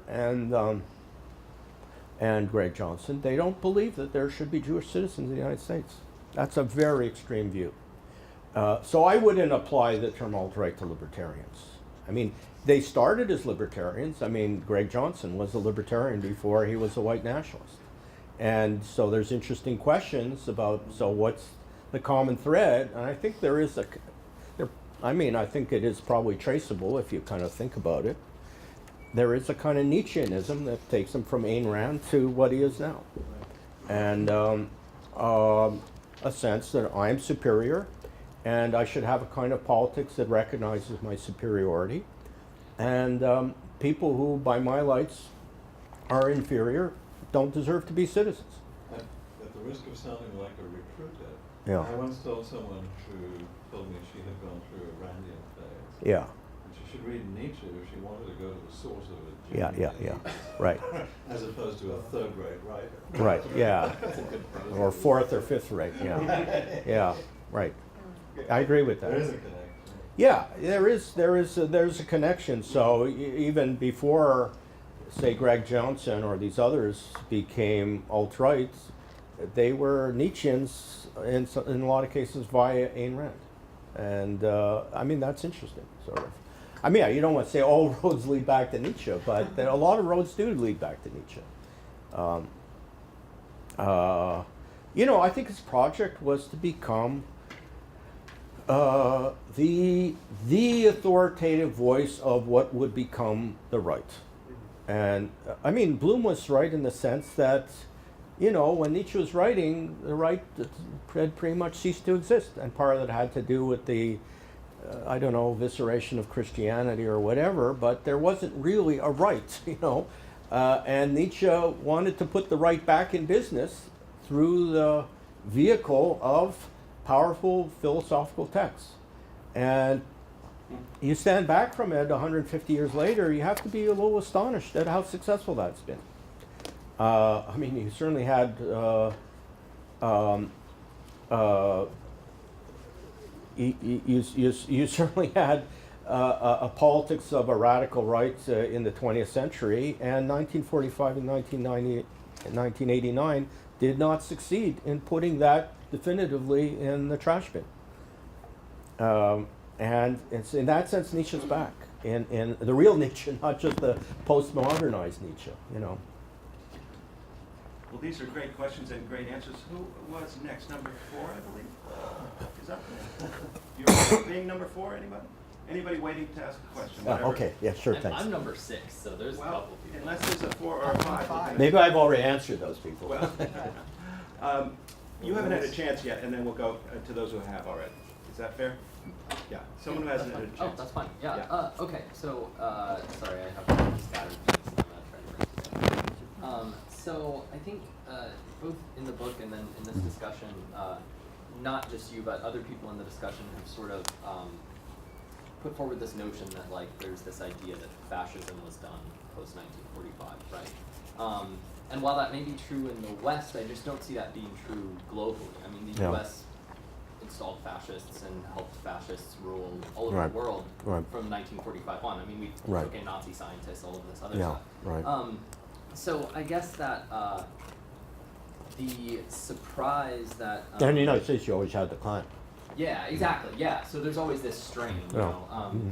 know. So this sort of like surprise with which sort of I think you use the term centrist, like so more centrist liberalism. The surprise that they had at the election of someone like Donald Trump, I think, is just not something that I quite understand. Coming from where I come from, which is like a rural area in Indiana. Yeah. I mean, to a lot of people whom I know personally, the idea is like, and you even put forward this idea that the choice is, you know, sort of between liberalism and like Nietzscheanism, basically. Right. So, you know, to a lot of these people, they kind of look around and they say, well, something's not quite right. You know, something's wrong, like whether in their lives personally or in the way that they see the world.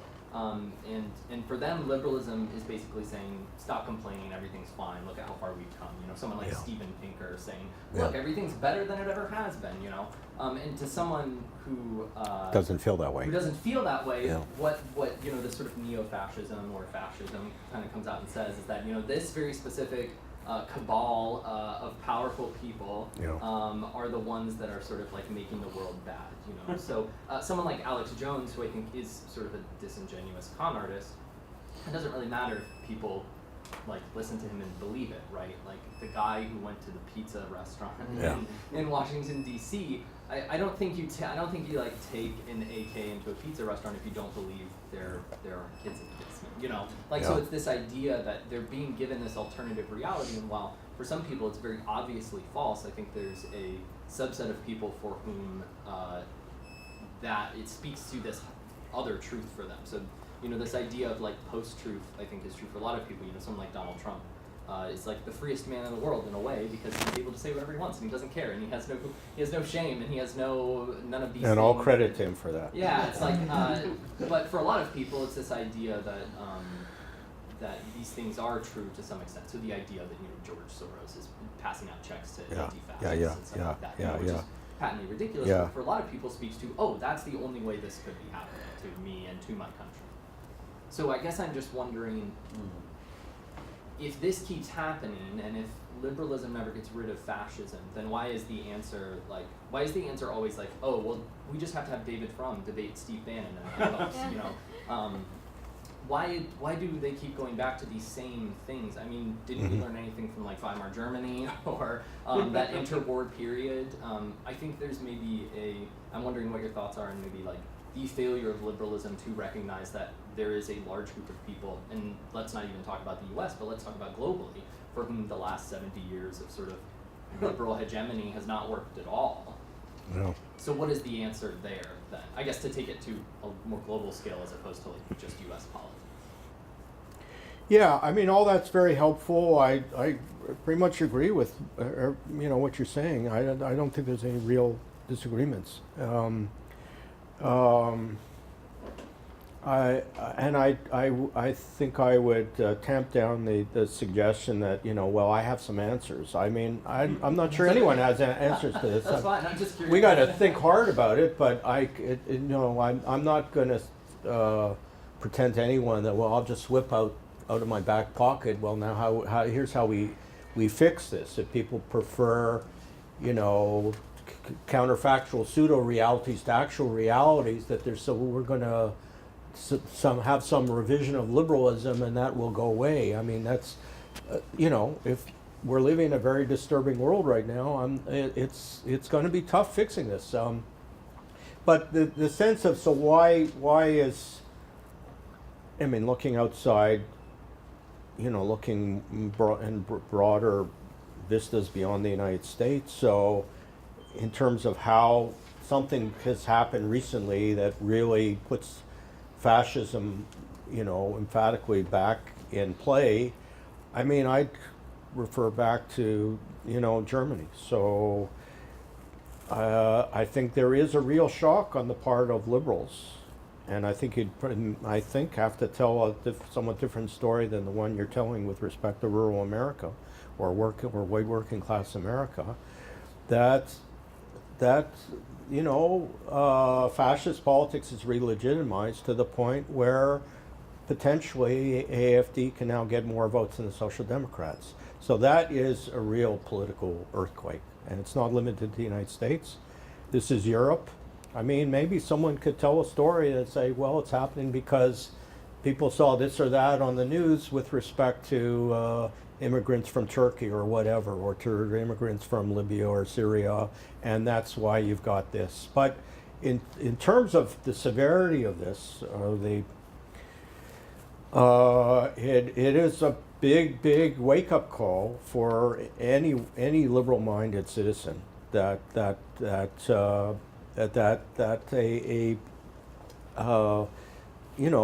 a basically fascist party can now outpace sane, decent liberal parties, whether on the center left or center right. That is a big shock. That's a big wake-up call to all liberals in a broad sense, including conservatives, conventional conservatives. And I'm not sure anybody has any confidence about solutions. I mean, I don't. I certainly don't. If someone's got ideas, let's hear them. People need to. You need a new generation of leadership. That's probably what you need. You need leaders who can speak to people's anxieties and pull them back from the brink. I don't think it can be done by intellectuals. I don't think that changing the curriculum is going to solve this problem. If you could just say, well, drop Derrida from all curricula, syllabi in English departments, and we'll all be fine. I really don't believe that. I mean, again, I referred earlier to the academy being a kind of silo in relation to the political realities, and I don't think that that's, you can't just say, well, this is Derrida's doing, and he got it all from Nietzsche, and I just have to give you a better reading of Nietzsche, and that's going to fix this. That's not my view. And if the people read the book thinking that's what I'm saying, that's just not. That's just not at all what I'm saying. I think it has to be fixed politically. I mean, that's why I think you need political leadership and political engagement and civic agents and people's sense of what it is to be citizens, and not to just defer to a world that's being hijacked by reality TV, which is what you've got in the United States. I mean, Germany's a different story, but in the United States, reality TV politics now passes for politics. That's totally intolerable, and citizens have to push back and say that kind of politics is pseudo politics, and it's an insult to their citizenship. And we didn't quite see that last week. In 2 years, hopefully, we'll see more of that. Hopefully, what happened last Tuesday was the start of a return to sanity. But you've got another two. You'd have it. I don't have it. But you've got another 2 years of this reality TV politics, and I pity citizens who have to live under that. Whatever is motivating 63 million people to vote for Trump. Everybody suffers by having their citizenship degraded and corrupted, as it's being on a daily basis. So I'm not sure if that's a satisfying answer, but if you're looking for me for solutions, I don't have them as an intellectual. I'm I just think curious about your thoughts. I'm a thinker, not a doer. You need doers here. This problem has to be fixed by people who, are engaging in the life of civic agency and not the life of the mind. I'm in the life of the mind business. I do what I can. I wrote this book because I have severe anxieties as a citizen. But there's a difference between having anxieties as a citizen, as an intellectual, and trying to do politics to address it politically, and it has to be addressed politically. Can't be just addressed through the life of the mind. We're going to go 5 minutes over, which means we have 6 minutes, if that's okay with you. We have one follow-up, and then anyone in the room who has a question and hasn't had a chance yet, if they want to, and then if there's still time, someone who has can have the last question. So I just want to address the idea of solutions, and if we can't go these certain avenues, and we need people who are doers, not simply thinkers. Hopefully they're thinkers if they're doers. How do you respond to actions by Antifa or the protesters who approached Tucker Carlson's home, where his wife is vulnerable and alone, and using intimidation techniques to not change policy, but an attempt to silence someone who also is essentially trying to do their job, trying to talk about these issues, maybe not in the way people would like, but do you see that as a solution, or kind of the scare tactics that Antifa and those of, I guess you'd say the alt-left are doing in response to the alt-right? Well, you know, we've all obviously, and certainly in this country, entered a stage where politics has become,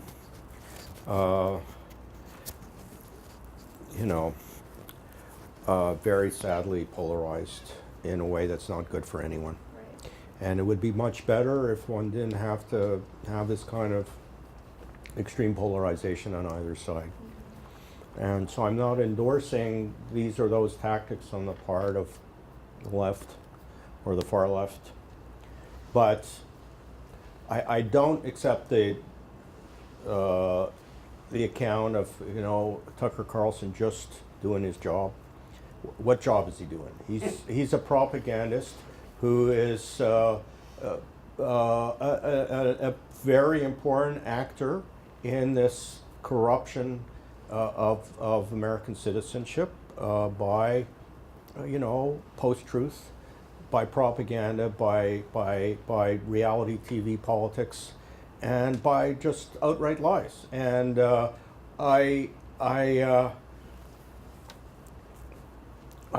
I'm not endorsing the specific tactics, but I do have sympathy for people who react strongly to someone who is corrupting their citizenship. And I think that's not an unfair way of characterizing the response to that individual in particular. I mean, he's an enabler of Donald Trump in the worst respects, worst aspects of Trumpism. So, if you're going to have that kind of politics, you're going to have some unpleasant things going on at both ends of the spectrum, and that's what we're seeing, and it's bad for everyone. What you need is a return to sanity, but until you go back to an experience in political life where politics is politics and not reality politics, and politics in the medium of truth or aspiration to truth rather than the privileging of lies over truth, until you get back to that sort of decency and sanity, that's what you're going to get. You're going to get extreme reactions. I'm not endorsing them, but that's just the situation. Thank you. Is there anyone that would, yeah, Adam? So we've been talking about solutions and ways of non-intellectual mobilization, right? So liberals doing work outside of the classroom, outside of the academy. Mm-hmm. But what we've also seen simultaneously is division within the left because of identity politics, ideologies, where we break ourselves up into different identities or different tribes, whereas the left was once united, like you said earlier, through rationality, and if rationality is now dead, or at least it needs to be revived, I guess I wonder what's going to unite the left again to mobilize against the right and the alt-right. What that single thread or that single philosophical impulse would be. That's a good question. I mean, you had Mark Lilla here last year, and I'm pretty sympathetic to a lot of his ideas for the Democratic Party. I mean, I've never been a big fan of identity politics. My teacher and Jonathan's teacher, Charles Taylor, helped give philosophical legitimacy to identity politics. I always had my, doubts and hesitations about that project. And, so the alternative to that, I think, is pretty clear. And I think Lil is trying to articulate that alternative. It's a commitment to citizenship that doesn't divide people according to the different identities. Because, if my minority identities is what defines one's politics, the exclusion of everything else, well, What stops, white people from saying, well, we have our identities too. And then you've got identity politics on both sides, and that's not a happy picture. And that's sort of where we are. And so, yeah, I would concede in that sense, the Democratic Party has probably been making a mistake. And, 2 years of Trumpism, I think, will force a lot of people to reconsider whether that's, it's pretty clear in the midterms last week that the leadership of the Democratic Party said, let's go with healthcare, because healthcare is something that draws people together as citizens. No matter what your identity is, you're going to need, decent healthcare and affordable healthcare. So it's a kind of example where it's a kind of uniting people as citizens and not dividing them according to identities, whether majority identities or minority identities. So I support that, and I think that's the right kind of strategy, and let's hope it gets them even better results 2 years from now. But I've never been a big fan of identity politics, and I think a lot of Lilith's challenges to the politics of the left of the Democratic Party are on target. I found that book convincing. A lot of people didn't. A lot of people hated the book because they're very committed to the kind of politics he's criticizing. And, it's a... He called him a fascist writing that book. His colleagues at Columbia called him the KKK. That's academic insanity. Yeah, I saw that article. That's insanity. You have to be a lunatic that's a real derangement of intellect and citizenship to be able to say that about Mark Lilith. I recognize that there were some crazy people on the left who were saying that, and it's not to their credit. It was an appeal for a return to sanity, and identity politics of whatever kind is always dangerous. So going back to Taylor, so why did the Taylor kind of start with this move towards politics of identity and recognition? Well, because he wanted to mediate between English Canada and French Canada, and you can't play that game or play that kind of role without being sympathetic to the nationalism in Quebec, which is just unquestionable reality, And Taylor often, he writes as a citizen, and it's a kind of trying to, keep Quebec within the civic family, so you have to make accommodations to Quebec nationalism. Well, look at Quebec nationalism today. There's plenty of xenophobia there, and it always has been. If your model of identity politics is liberal Quebec nationalism, well, it often isn't that liberal. And Taylor, in the interest of his idea of how to do Canadian politics, just sort of kind of liberalizes it in ways that, he knows this himself. He sees where things are going in Quebec today. They just elected a right-wing party that is, dog whistling with respect to Islamic citizens of Quebec and so on. And he's been very critical of that, and has even apparently retreated from some of the recommendations in the Taylor-Bouchard Commission. And anyway, this is all, maybe people don't know about this whole story, but maybe Jonathan does.